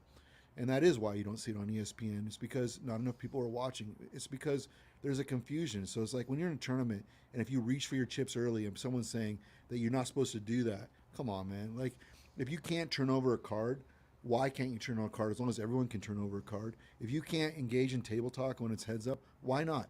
These are imaginary rules just made up, and it's because like people wanted to go down the chess route. Well, why in the world would you want to go down the chess route? There ain't chess on TV. Right. It's like the NHL, making like when Dana White's like, hey man, there's UFC and there's NHL. NHL can't even get on TV. Like, and I know Daniel Grant, a big hockey fan, a lot of people are. Sure. But like the thing is, if the ratings were there, it would be. And poker, as it relates to the World Series of Poker, and obviously all the guys at Poker Go, they're all my friends, and I love them. They don't dictate the rules, even though they do a lot of the filming. But I think the World Series of Poker is basically, it's a bunch of old people, and they need to stop if they want to take it to the next level, because you're not going to get back into the mainstream unless you allow people's personalities to come through. If somebody offered you, I don't know, a $2 million bankroll to play in the World Series and you would split the winnings with them, you still wouldn't play in the World Series of Poker? Or would you? If somebody approached you and said, I'm going to bankroll you in the super high roller and all these big events because I believe in you, and if you lose, it's on me, and if you win, we split it, would you play or no? I don't know. Like, it's not the $2 million that You'd would have to think matter. about it. It's not. Yeah. It wouldn't be dependent upon the $2 million, because I really don't care. Like, it would be like. So, see, like my head just thinks different. Like, so, like I'd be thinking right away on talking to Maury and Brett and like thinking, make sure I have TV time. Like, how do I make it worth my time? It wouldn't be about winning the tournaments and the event, and like I just put in the $2 million myself if I wanted to do that. And when you say TV time, it's not about ego. It's about you want to promote your company. It's brand. Right? I'm it's building a brand brand. ambassador, the Maverick Company. I'm building a brand. Can I ask you this? Do you wear the sleeveless shirts to show off the guns and be intimidating, or you just like wearing those shirts? Because a lot of people talk about the clothes you wear. Yeah, it's it's it is a little controversial, right? intimidating. You're a big dude. You would kick my ass. Like it's like controversial. People hate it. People love it. People tell me to put on sleeves. And so what happened was, right before I played Phil, I played 500,000 on Poker Go, and I was 500, 1,000, no limit. Yeah. What do you got to buy in for that game? $500,000? Yeah, more probably. and so I was playing with Ivy, Dwan, Bryn Kenny. I was playing with Garrett Adelstein. I was playing so arguably the best in Patrick the world. Antonius. Yeah, and I crushed it. I crushed that game. So what happened was, and I was wearing this tank top, and and then but the way it worked for Poker Go, because they're edited. So the Phil Hellmuth showed first, and then the 500,000. So those two things in together like catapulted me. But then in the comments was all this shit about stuff about my sleeves. Yeah. And so it just sort of made me stick with it. What do you make, Eric? And you know this probably better than anybody. I've been around the game a pretty long time. I don't play the games that you play, but it seems to me like 99% of professional poker players today have vices. It could be Phil Ivey at the craps table. TJ Cloutier never had money. He's known as one of the best players to ever play the game, and yet he doesn't even have enough money to buy into events. There are guys that are also very smart with their money. I've heard a lot about Phil Hellmuth with the vice that he has with sports betting, and a lot of these guys go broke over many portions of their career. Mike Mattisell's a friend of mine. He wouldn't mind me saying this. Mike has a serious gambling problem. When he is right and he is mentally right, he is a phenomenal poker player. But a lot of these guys, they don't even have enough money to buy into these World Series of Poker events. What do you make of that? And do you agree with me? I mean, there's two things from that. One is poker's hard, and so I'm blessed because like I was able to crush through and skip levels, and I'm playing these super big games, and they're really not against really tough talent, but most people don't. Like most poker players have this fantasy that poker's egalitarian. What that means is I'm going to beat 2-5, I'm going to beat 5-10, I'm going to beat 10-20, and I'm just going to keep, because of my skill, I'm just going to keep going up the levels. I'm going to get that's not how it works. What's going to happen is they're going to get to like 20, like a 10-20 game at Bellagio, and maybe they'll break into some 100, 200s, but then they're going to hit a ceiling. They're not going to get any further at all. And they're going to think, man, I memorized my GTO cards, and I thought it was all about being a winning player. Well, no, what it really is, you're just a grinder for the rest of your life. And And that's super hard. So it's like you have to understand. You have to think about what do you bring to a game besides your skill set, so that you can get into bigger games and people are going to want to be able to play with you, because there's a lot of winning players, and that's not a reason for these successful people to want to play with you at all. And so what happens is, as a result, especially TJ, who had a big craps problem actually, like they're just in the lifestyle, man. He's just traveling around California, traveling, gambling. They're just in the casino, and I think TJ's probably happy. His wife always be sitting on the rail and watching him, and they just lived the casino life. And when he was up, he'd be gambling. When he's down, he'd be trying to get buy-ins. And so many people get stuck in that spot, right? And it's just because they don't really have a next step. They don't have a next step. So I came back into poker during COVID, and my whole purpose was to build a brand for my company and to take over TV poker. And I think I've done that. And but most people don't come with that approach and wouldn't even know how to do it. I happen to have contacts and friends, and I knew that I'd be good content, and so I had a plan and a mission and vision, and I was able to execute. But most poker players don't. Most poker players grow up and they memorize GTO cards and they play online and they do okay and they maybe transition to live, but then they're going to always hit that block. And when you do that, you just can't earn enough, man. And I don't understand online poker to an extent, right? There's a lot of cheating online. I see a guy like Dwan, who you've played against, who you've won some pretty big pots against, by the way. And obviously, is a great player. I'm not saying he's not. But you see guys that make so much money online. I'm not saying you can't come up with tells online. That's not what I'm saying. But you can't see the player. You can't really talk to the player. I don't care about some chat that's completely different. And there's so much colluding and cheating online. And I just feel like that's not poker. What are your thoughts of online poker compared to in-person poker, where it appears as though Dwan doesn't make the money in live games like he has made online? Yeah, so, I mean, regardless of what I say, I don't play online, so that's what I think about it. You know, I don't think that it's a profitable spot for me, and I think that, you know, less than 3 people in 1,000 is actually profitable for, if you were to just statistically think about it. And there's a variety of reasons, and unfortunately, you know, there's been cheating and collusion and corruptness in online poker since online poker came out, and all that's happened is it's evolved and changed. But whether it's people having multiple accounts, or back in the day they'd be you know talking on their phones with their friends, or all the way to RTA now, and like that's just going to get better. And you know, people with multiple accounts, and you know, players, you know, 60 people in a $5,000 event and they have 6 of the accounts. You know, that happens, and that's why I play in casinos, and that's why I play in games that are safe and secure. My edge is live. My edge is sitting down with people. I have enough money that I can make them uncomfortable with my money, that can impact their decision making. I'm able to read players better than most. I have a lot of life experience, and that's how that 100,000 avoidance with Garrett. That's from 30 years of experience of knowing when to do it. I do that 2 to 3 times a year. You knew that you were beat in that spot? It's not that you know you're beat, because I knew I beat. I just fold. You just don't want him to raise because it makes you uncomfortable. And it's the range. So what happens is, I have high 2 pair. Right. And there's spots where I'm profitable, and there's also spots where or I have the best hand, and there's spots where I have the worst hand. But it's so dang close that he could be bluffing. So you're 50-50 in that spot. You're not sure if you're good or not. Yeah, and if I can chill a small flush from betting, which is super possible, or a set from betting, which is super possible, I'll take that. But in that spot, he's not going to be raising you. There's 2 scenarios. Either he's bluffing, he missed something, he missed a flush draw or something, or he's got a monster, which he did. There's no in between there. He's not going to be betting bottom 2 pair there. He's not going to be raising bottom 2 pair there, right? It's one or the other. Either he has a monster or he missed, right? So, yeah, it's one of those spots. I think he ends up having a set, if I remember right. But he didn't have the flush. He could have had a set, right? He did have a set, I think. I don't think he had a flush. I thought he flopped a flush there. Am I wrong? Okay, you might. I don't know. No, you're right. I think he had pocket 5s or something. I believe so. Okay, so it's a spot where I was in essence, pretty close. It's like like I don't know if I'm good or bad, but I know I have to call. So you want to control the size of the pot. I don't know if I'm good or bad, but I know I have to call. So if I can stop the bet, where I don't know I'm positive EV, there's so many times I'm putting my money in where I'm going to win 80% of the time. I don't want to put my money on a 50-50.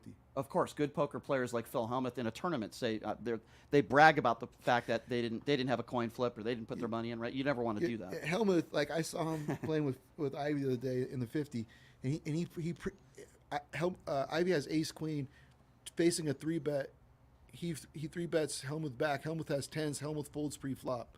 Like, Hellmuth take it too far, and because it's a kind of a tournament strategy. He doesn't want to ever gamble. Yeah, but like in this spot, I know in the cash game that I have to call, but I Right. don't know if I'm good. So I would rather I prefer that the 100,000 doesn't go in and we just turn our cards over. Of course, that makes sense. I know you as many others in the poker world have made fun of Phil Hellmuth a little bit for many reasons, but for one, buying in short, meaning you're buying into a cash game for a very small amount of money and lowering your risk. Can you talk a little bit about that? Why do you think Phil Hellmuth does that? Well, it's obvious. Like I goaded him to it, and he said he's going to buy him for 300,000. Lasted 3 sessions, and he quit. I did it because I just wanted him to admit that he's not a deep stake, big limit cash game player. Stop lying. Stop it. Because I'm in the biggest games. You're not there, so stop it. Just stop. And he challenged you in that heads-up match. He bought it for like 15,000 or something. at live at the bike. Like that was the first time I go back to play with him. I'm in 400 with Garrett. Garrett's in 400. I think it was like 15,000 or something. It was ridiculous. That is.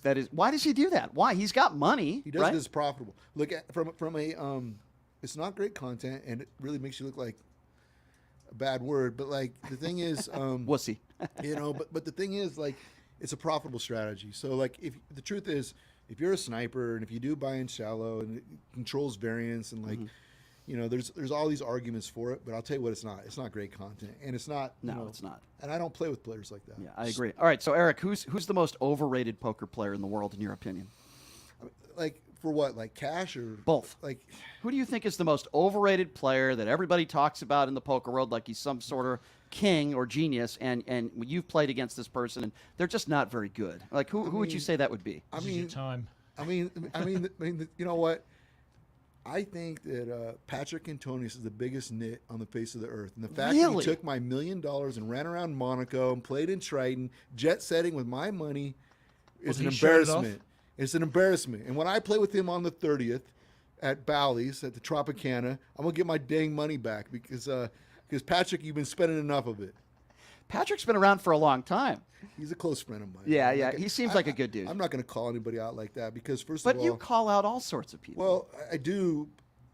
I'm more like, if you guys watch The Punishers, it's kind of like that. It's like the people who deserve it get it, is the way I think about it. It's like, I'm not looking for fights, but like when Phil Hellmuth pretends he's a deep stake cash player and lies and says he is when he's not, that's just ridiculous. Yeah. And I'm going to call him out because all these people watching and they think that it's true, but he's not. Do you agree with me that Phil Hellmuth, great Texas Hold'em tournament player. He's a great Texas Hold'em tournament player. He's won a lot of bracelets. But you might disagree with what I'm about to say. I believe poker, to an extent, is extremely overrated. Here's what I mean by that. When you look at the World Series of Poker, it's not the same players at the final table. Many of these professional players with all their bracelets won most of these tournaments with a couple hundred people in these tournaments. It's always different faces at the main event final table now. And I remember an old Full Tilt commercial that said, if poker was all about luck, then why is it the same faces at the final tables? No, it's not. Listen, I think there's average players, bad players, and good players. Tell me if you disagree with this. I'll try not to go too long on this, but a bad poker player will win I'm talking cash now, will win 1 out of 10 sessions. They don't know when to fold, they play too many hands, and they're a losing player, and 1 out of 10 times the deck will hit them, and they'll win. Then there's average players. They'll win 6 out of 10 sessions, maybe. 5 or 10, 6 out of 10. They don't know when to bluff. They don't know how to change their game. They're nits. They play their cards. And in some games, they can be successful with that. And then there's good players like yourself that switch up their game. They know how to read players. They know when to play tight. They know when to play loose. They know when to buy pots. They know when not to buy pots. They know who not to bluff. They know who can bluff. They understand circumstance and everything. And they'll probably win 7 or 8 out of 10 sessions. Now, I know I'm probably oversimplifying the game of poker, but I just think at times, if somebody wins the main event of the World Series of Poker, some no-name guy who has a lot of money and wins a tournament and runs good for 2 weeks, like a Jamie Gold, people look up to him and call him a world champion, when I don't think Jamie Gold is even an average player. I've played against him before. Yeah. What are your thoughts on what I just said? There's a lot of thoughts. So like, first of all, I think you have to, let's say there's online, there's tournament, and there's cash games. And in tournaments, players, like when you see a guy like Brian Rass or Ben Lamb going through the World Series this year, doing really, really well, and on multiple events. And so I think tournament play has had a ton of studying and there's a ton of information. A lot of people have digested it. And I think those two players in particular are interesting because they kind of came along after that education curve, but they still managed to stay successful. It's doing really, really well. And I play like with Brian Rast in 3-6,000 mixed games, and Ben will be playing. He plays in some really big cash games with me. He's going to be playing on the 30th with me in a 2-400 game with Andy. And so like there are those players who time and time again go through the World Series. Negreanu, you have to bet against him throughout a whole World Series event. He'll be a points leader for sure. To say he's not would be kind of be a bold statement, honestly. So like, there's clearly talent that separates people.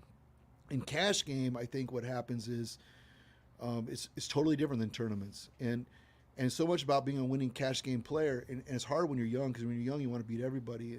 But it's like understanding, being honest with your skill level, making sure you're putting yourself in profitable situations, thinking about bankroll management, thinking about lineups, and that strategy. Andrew Roble has done a lot for me in terms of thinking about how we make lineups that are both entertaining and yet really positive EV. Like, he's the master of that. I think he's probably the best in the world, actually. And so only the elite start to really think about, because the 99% walk into a card room, put their name on the list, and play in the game, and they just grind it through. And I'm in a spot where I'm playing like 2 to 4 days a month, and the games I'm playing in are amazing games, and I feel really, really confident that I'm super, super profitable, and it's because of mentorship, the people around me. But like, I'm in really good spots, and so I think that's one of the big differences. Is like, most players would be happy to win half the time, and they don't. So Eric, I'm obviously not versed in poker like Brian is and what you are. Some of these names, some of the terms, I don't even know what they mean. But I've seen you on YouTube. I've watched you play leading up to this interview. And you're a self-made, wealthy, highly successful businessman who's done very, very well for himself, and you're smarter than a lot of people, obviously. I don't care how wealthy you are, losing $2 million is losing $2 million. It's hard for some people to process that no matter how wealthy they are. But you said that you play cash games and you know the benefit for your company. Does it help or give you solace know when you lose a hand like that on TV that it's creating so much revenue through publicity for your company, or you don't go there? No, I don't. Like, I'm streaming to build brand awareness, and the events are part of that. There's no doubt about it. But it doesn't make me feel better, the fact that a bunch of people are going to watch that on YouTube and see me lose 1.97 million. But a lot of people be in awe of you too. People won't be think you're a moron for doing that. Yeah, it's like some will, some won't, and some will. They'll. My fans are super engaging. Like, if you take a look at the amount of likes and comments, like, pretty, some will go and defend me, and some will say, I'm an idiot, and they all, but like, that's all part of building brand awareness. But it doesn't do anything for me. The fact that I lose 2 million, I don't think, great, it's okay, because I can get some brand exposure. I'm trying to, when I'm in that moment, and I like, that was a 3-day event that I put together. I made that lineup, and we all put 100,000 aside, and after 3 days, whoever was winning the most got that 600,000, and I had just crossed the million mark, so I was winning. I won the most hands, even though I busted out of that tournament with 6 hours to go. I won the most hands by 20% or something. So it's like, I was super active, and I was on a roll. I was hot, and I was running over the table, and I just happened to run into a hand that I couldn't make Patrick lay down. And there's so many spots where if he has aces without the ace of hearts, if he has kings, like, there's so many spots where he could lay down. If he doesn't hit the ace, I think he folds. He always folds. Yeah. You were very unlucky that he hit the ace there. Yeah. And honestly, if he has ace king with the king of hearts, he folds. I agree. So it's agree. You can't fold on the turn once he hits the ace. You can't. He happened to have the hand. Yeah. That he folded. There's nothing you can do there. No. And so there's a lot of things. My choices are, not engage in that aggressive strategy, or just live with the consequences. What did you think he had there?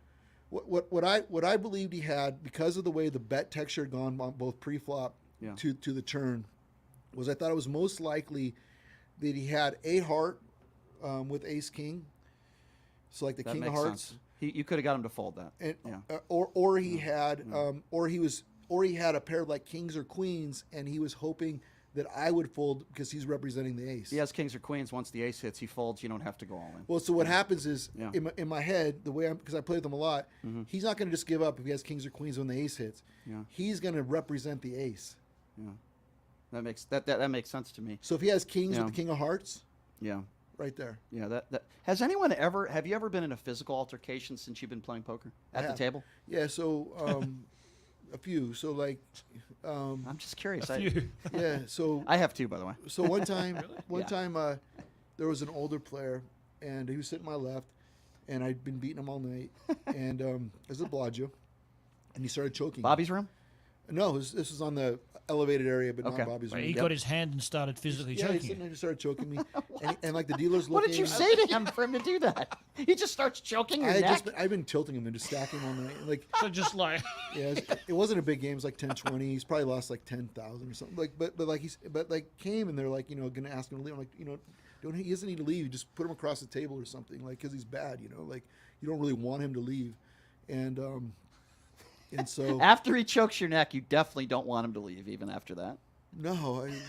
how old is he roughly? You said he's older. I would say I would say I was like in my 30s and he was like in his late 50s or something. You must have drove him to insanity. Yeah, he lost his mind for a second. He just started choking you. So what do you do? Do you choke him back? Do you put No, your... it didn't hurt. So it was like, it was Does more the like just dealer, wait what it does the out. dealer do? It was more like just wait it out and get the foreman over there and get him out of there. So you just put your hands in the air and like, hey, Yeah, look at this. that is what I do. Like, Choking But I me. mean, listen, you're a big He's so guy. mad. I mean, you're strong. he was just so mad, And any other instances where somebody put their hands on you, or did you ever put your hands on somebody else? Did anybody drive you crazy where you wanted to just knock him out? There's something I really don't want to talk about on air. But I could tell you thinking that then. Should I say that or should I not? But yeah, and it wasn't. I was totally in control. I don't have that thing in me that I don't lose my temper. So when people say, because if you go on YouTube, you'll see some videos where it says Eric Persson goes on tilt. Yeah. What do you think? That's like for clicks and views. It's like so Alan Keene, good friend of mine. I have ace queen something, and I had aces and he'd flop something and he beat me. And the next hand, I have ace queen, which against Keating, I play so many hands with Keating, I can't even tell you how many millions go back and forth, like a lot. And so it's like, and I lose like 400 or something. I shove him. He's going to basically fold all things, but he flopped a set. It's very similar to like Patrick. He flopped a hand that's just so powerful against me because we play so wide. Third pair is often good. Right. So it's like, it'll look like tilt. And I was definitely frustrated. That was a frustrating night. But like, the truth is, spot where there is no folds. You're not on tilt. That. Yeah, it's just an unlucky. From a technical standpoint, there's just no folds. People are like, oh, you're such a donkey, shove into a set. Like, okay, first of all, you can't see a set of fours. That's first of all. You didn't know he had a set, and what are you going to do? And the hand's too strong. Yeah, I don't see that hand and say to myself, I mean, listen, the only way he calls is if he has a set there. Right. I see a player like a Maria Ho, right? Yeah. And I know you don't play cash games against somebody like that. She doesn't play those kinds of games. She's obviously a very attractive woman, and I'm trying to be respectful here. I think she's gotten better. I don't think she's a very good player. I've talked to many poker professionals that have told me, no, she's not very good. Do you think someone like that is a name in poker because of her appearance? Why do you think people regard her as this great female poker player? Because I talk to so many professionals that disagree. Well, for me, Maria Ho is first of all, the Ho's name is very powerful. And, like I spent a decade running casinos in Macau for Sands, running their slots and marketing. So, her brother Lawrence owns Melco, and so she has that. She had that start, which is she has money. Well, she has that name. She had the recognition. She had that, and MGM and with her been kicked out of New Jersey and from a licensing standpoint. So it's like she had a big marketing head start, and she loves the game of poker, and she's willing to go out there and play, and she's put herself in ambassadorship. So it's like, I think like one of the mistakes that people make is that it's everyone's goal to be the top poker player in the world. It's just not. Like, I think if you talk to Maria, she'd say, I love poker and I love to spend time. She's independently wealthy. She can do whatever she wants with her time. She chooses to play on stream and play in these games and not necessarily even big games. and it's because she loves poker. So and I don't see anything wrong with that. Yeah, and so like you know, people think, well, you know, if you play poker, why aren't you getting tutoring? Why aren't you just Yeah. Because it's like a rational thought. Because her primary goal, I think, is integration and socialization. So for me, it's like we want all those players out there. It's an ecosystem, and sure. I don't think she's bad for poker. No, and I don't think she thinks she's the best poker player in the world either. Right, So it's right. like there are some that do, by the way, not her. Well, I want to ask you about Daniel Negreanu in the heads-up match because Daniel comes on the show a lot, and I want to give you a chance to respond to this. I think I sent you the clip actually. So Daniel, I asked him about your heads-up match, and I asked him about you. Yeah. He said, and I'm giving verbatim here. He said that he thought that you made a lot of surprising mistakes and that you were inexperienced heads-up, and he was surprised. What is your response to that? I think that the biggest mistake I made was I folded a king when Daniel was bluffing heads up, which he had to act first. And he would have bluffed through on the river, and I made a fold on the turn. When an ace came, was unlikely he's holding an ace, and I think I went 0 for 3 in big decisions. If you really watch that match, and so I think that Daniel is being genuine. He's being sincere. I went in with the strategy where I intended to play 2 matches with him, whether I won or lost. And my intentional strategy in the first game was to let him control the action. Mm-hmm. So what you're seeing is something which you don't see with me very often, where I'm passively calling, passively folding. And so Daniel's using judgment on that play experience, but it was more of a strategy that was designed to be extremely different in the second game, which would have been more like more aggressive, more like what you see in cash games, and what you saw when I played Phil Hellmuth or when I beat Dan Shack or whatever. But like, I think what he's giving you in his mind is just an honest assessment, and I think that there are a lot of players who are better heads up. Anybody you don't want to play? Is there anybody in the world of poker that Eric would not want to play in a heads-up match that I don't want to use the term afraid, but you just don't think it'd be profitable for you to play against that person? Well, I agree. So I was willing to play Doug Polk, but Doug Polk's better than me, heads up.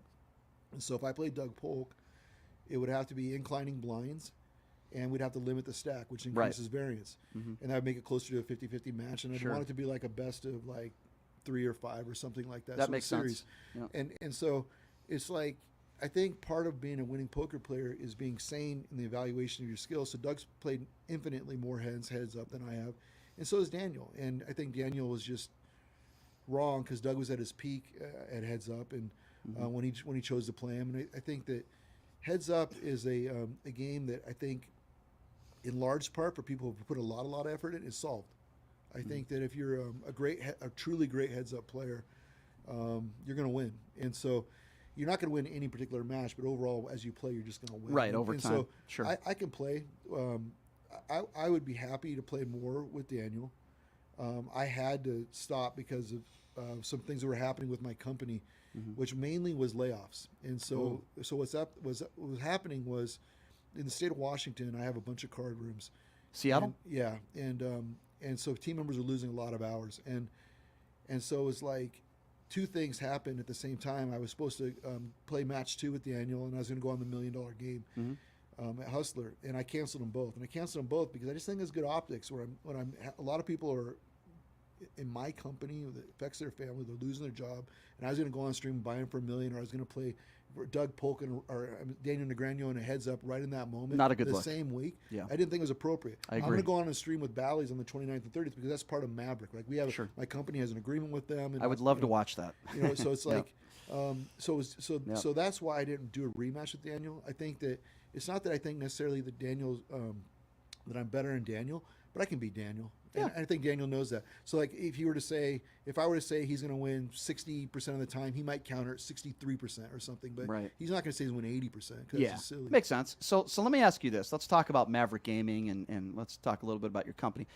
For somebody that has never owned a casino or somebody that just frequents casinos, what is it like for you to walk into a casino owning it? What is it like for you to walk into any one of your 31 casinos knowing that everybody's playing there and you are the owner of that casino? What does that feel like? Well, it's a lot of fun and it's a lot of pride. Like Maverick's the name of my son, and the company's named after him, and my poker rooms are called Aces Poker. It's the name of my other son, and so it's just a lot of it's a consummation of life work. It's what I've ever wanted to do, and so it's pretty exciting. It never gets old. Put it that way. If somebody asked you 30 years ago, Eric, 40 years ago, that your face would be on the billboard on the Las Vegas Strip on a casino, and you'd be the ambassador of a poker room there, and everybody on the Strip, millions of people every week would see your face, what would you have said?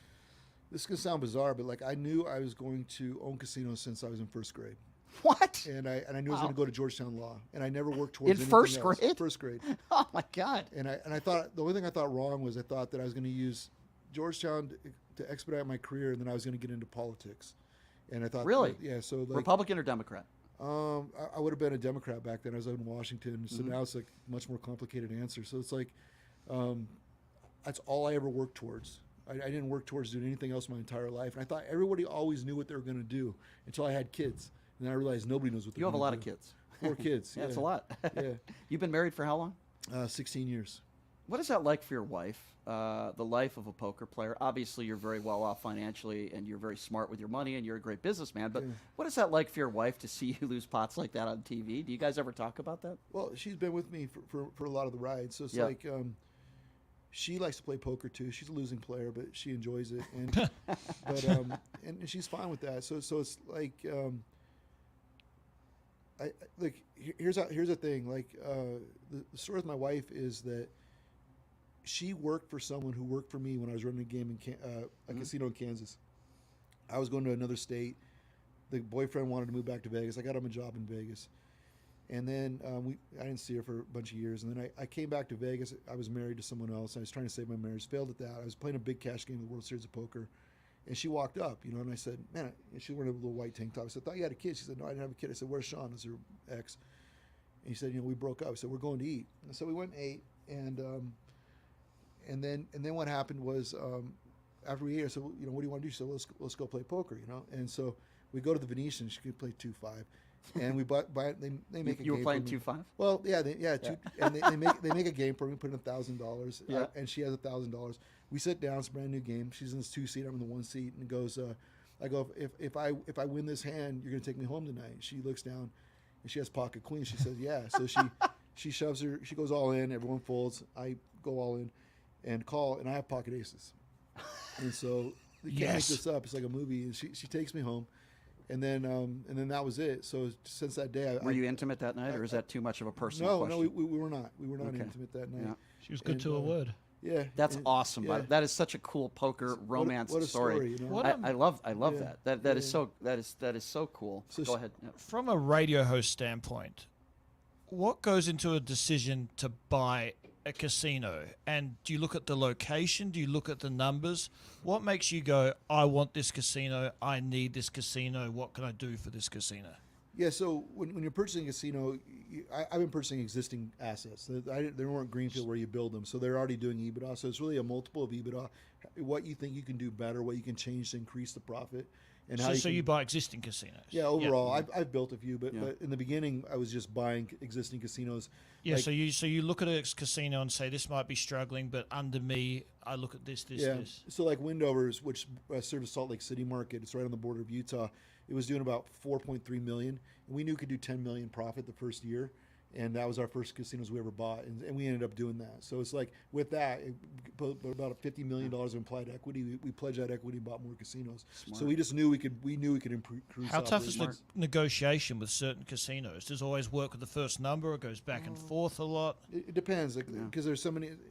It's an amalgamation of so many different owners. So it's like I bought from so many different people. Some are easy purchases, some are extremely difficult, and some have go back and forth. It's just a little of everything. I think you should buy Joker's Wild on the Boulder Highway. No, I'm just kidding. That would be. They offered me. Did they really? Offered me Joker's What Wild. What a crappy place that is. All right, let me ask you this. Forgive me if I'm being too personal, but this is what I do. I Google your name. I find your net worth. One website says you're worth $15 million. Another website says you're worth $40 million. I think that's horse crap. I think you're worth more than $100 million. How much money are you worth? That's a really it's a complicated question, because so much of my net worth is tied up in what's the worth of Maverick Gaming. And so I own a bunch of restaurants. That's true. And restaurants too? Yeah. You own everything.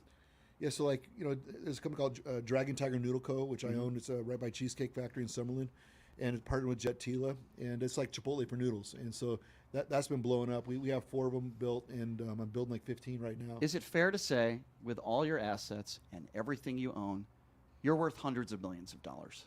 Yeah, I think so. Like, people can disagree, like, because it's just what they believe my company's worth is what's going to drive that. So to me, yeah.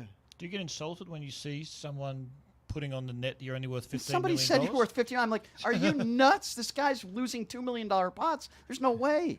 I don't even think about it. You just don't care. Yeah, You don't I care. Think about it. Like, it doesn't matter. Like, I don't even know at this point if that's just a real person or that's ChatGPT. Like, Yeah, it could be anything. Exactly. Name me a politician that you would love to take their money at the poker table, heads up. If there was one politician that you can't stand, that you would love to play heads up and just take every single dollar they have, who would it be? Well, I feel like I would love to play with Joe Biden because I just don't think he's in his right mind. So how could he possibly, like, I don't know if he's actually thought in the last decade, to tell you the truth. Like, I thought you were going to say Donald Trump. Why? Like, Joe Biden be so easy. Trump seems like he's still like got his mind around him. He's pretty quick-witted. He'd probably be a comes better back. poker player. I think he'd be a way better poker player than Joe Biden. Like what? You've probably played with a lot of big-name celebrities, and I know some celebrities like Tobey Maguire and those guys. I've seen them at the World Series, but off camera, any big names that you've played poker with that you would say you enjoyed playing with, or bad players? Like, have you ever played with Leonardo DiCaprio? I haven't played with Leo, but No. I played with Neymar a lot, and like I think that Neymar is. You played with Neymar? Yeah. And, Wow. And he loves poker. In fact, he's even a brand ambassador for poker for somebody I can't remember who. And he's a lot of fun to play with, and I don't think he minds that I talk about it. A lot of the people I play with, it's not really fair for me to call that at stuff. Fair enough. There's only like 2 minutes left here. Do you have any vices at all? Do you play craps? You're a casino owner. You know that the casinos always win. Do you ever play blackjack or craps, or do you sports bet, or is it only poker? Do you play golf? I don't play golf. Like I play. I'll bet sports. I can't really play blackjack because I've been kicked out, and like it's what it is. But like, so no, I don't play blackjack now. Like, 'cause it wouldn't. Yeah. Like, I like to do things that I think will make me money, and like at the same time, I don't mind gambling either. So if I'm with friends and they wanted to play craps, I would go do it. Like, Yeah, once in a while, but you know it's not going to be profitable in the long it's run. not like something I look forward to. Right. No, I understand. Well, Eric, I have definitely looked forward to this interview. It's been a lot of fun talking to you, my man, and hope we can do it again sometime. I am looking forward to going to Bally's and watching some of those big cash games you're going to be playing. Before we go, real quickly, how do people follow you? How do people, check out your company, learn more about you, and go to Bally's? Yeah, so Eric Persson Poker at YouTube or any of the social media channels, and Bally's Big Bet Poker, 28th, 29th, and 30th is going live at 6 o'clock tonight. So we got big lineups now. I am going to clip some of these interviews. What are the chances that I can get a retweet? I'll retweet it. Oh, Yeah, look at happy that. to. You It's are no the problem. man. You are the man. I got to get one of those shirts, by the way. Where can I purchase a Maverick shirt? Yeah, I like Nobody can- wants to see me sleeveless, though, Eric. Trust me. MaverickGaming.com. I love it. We've sold like 30,000 hats. I love it, and I am going to get one of those. Eric, thanks so much for being here. It's a pleasure to finally meet you, man. All right, and, nice to meet you. Yeah, I appreciate you coming in. All right, tomorrow, Guy, why don't you explain to us who we have on tomorrow before we go? Jay Bloom, obviously you know him, the billionaire in Las Vegas, who turned down a seat on the catastrophic submersible. Him and his son They're will coming be in studio studio. tomorrow. Wow, that's going to be a lot They're of coming fun. in for an hour, Brian. Yeah, So many questions to That's ask going to be them. another guy with a lot of money. He might have more money than Eric, but I don't know about that. But we'll have to ask He's trying him. to buy an NBA team Yeah, in Vegas, yes. too. Yeah, well, that should be interesting. All right. Appreciate you, Eric, for coming on, man. All right, It's been a lot of thanks, fun. guys. All right, well, see you tomorrow, folks. Same time, same place. Have a great day, everybody.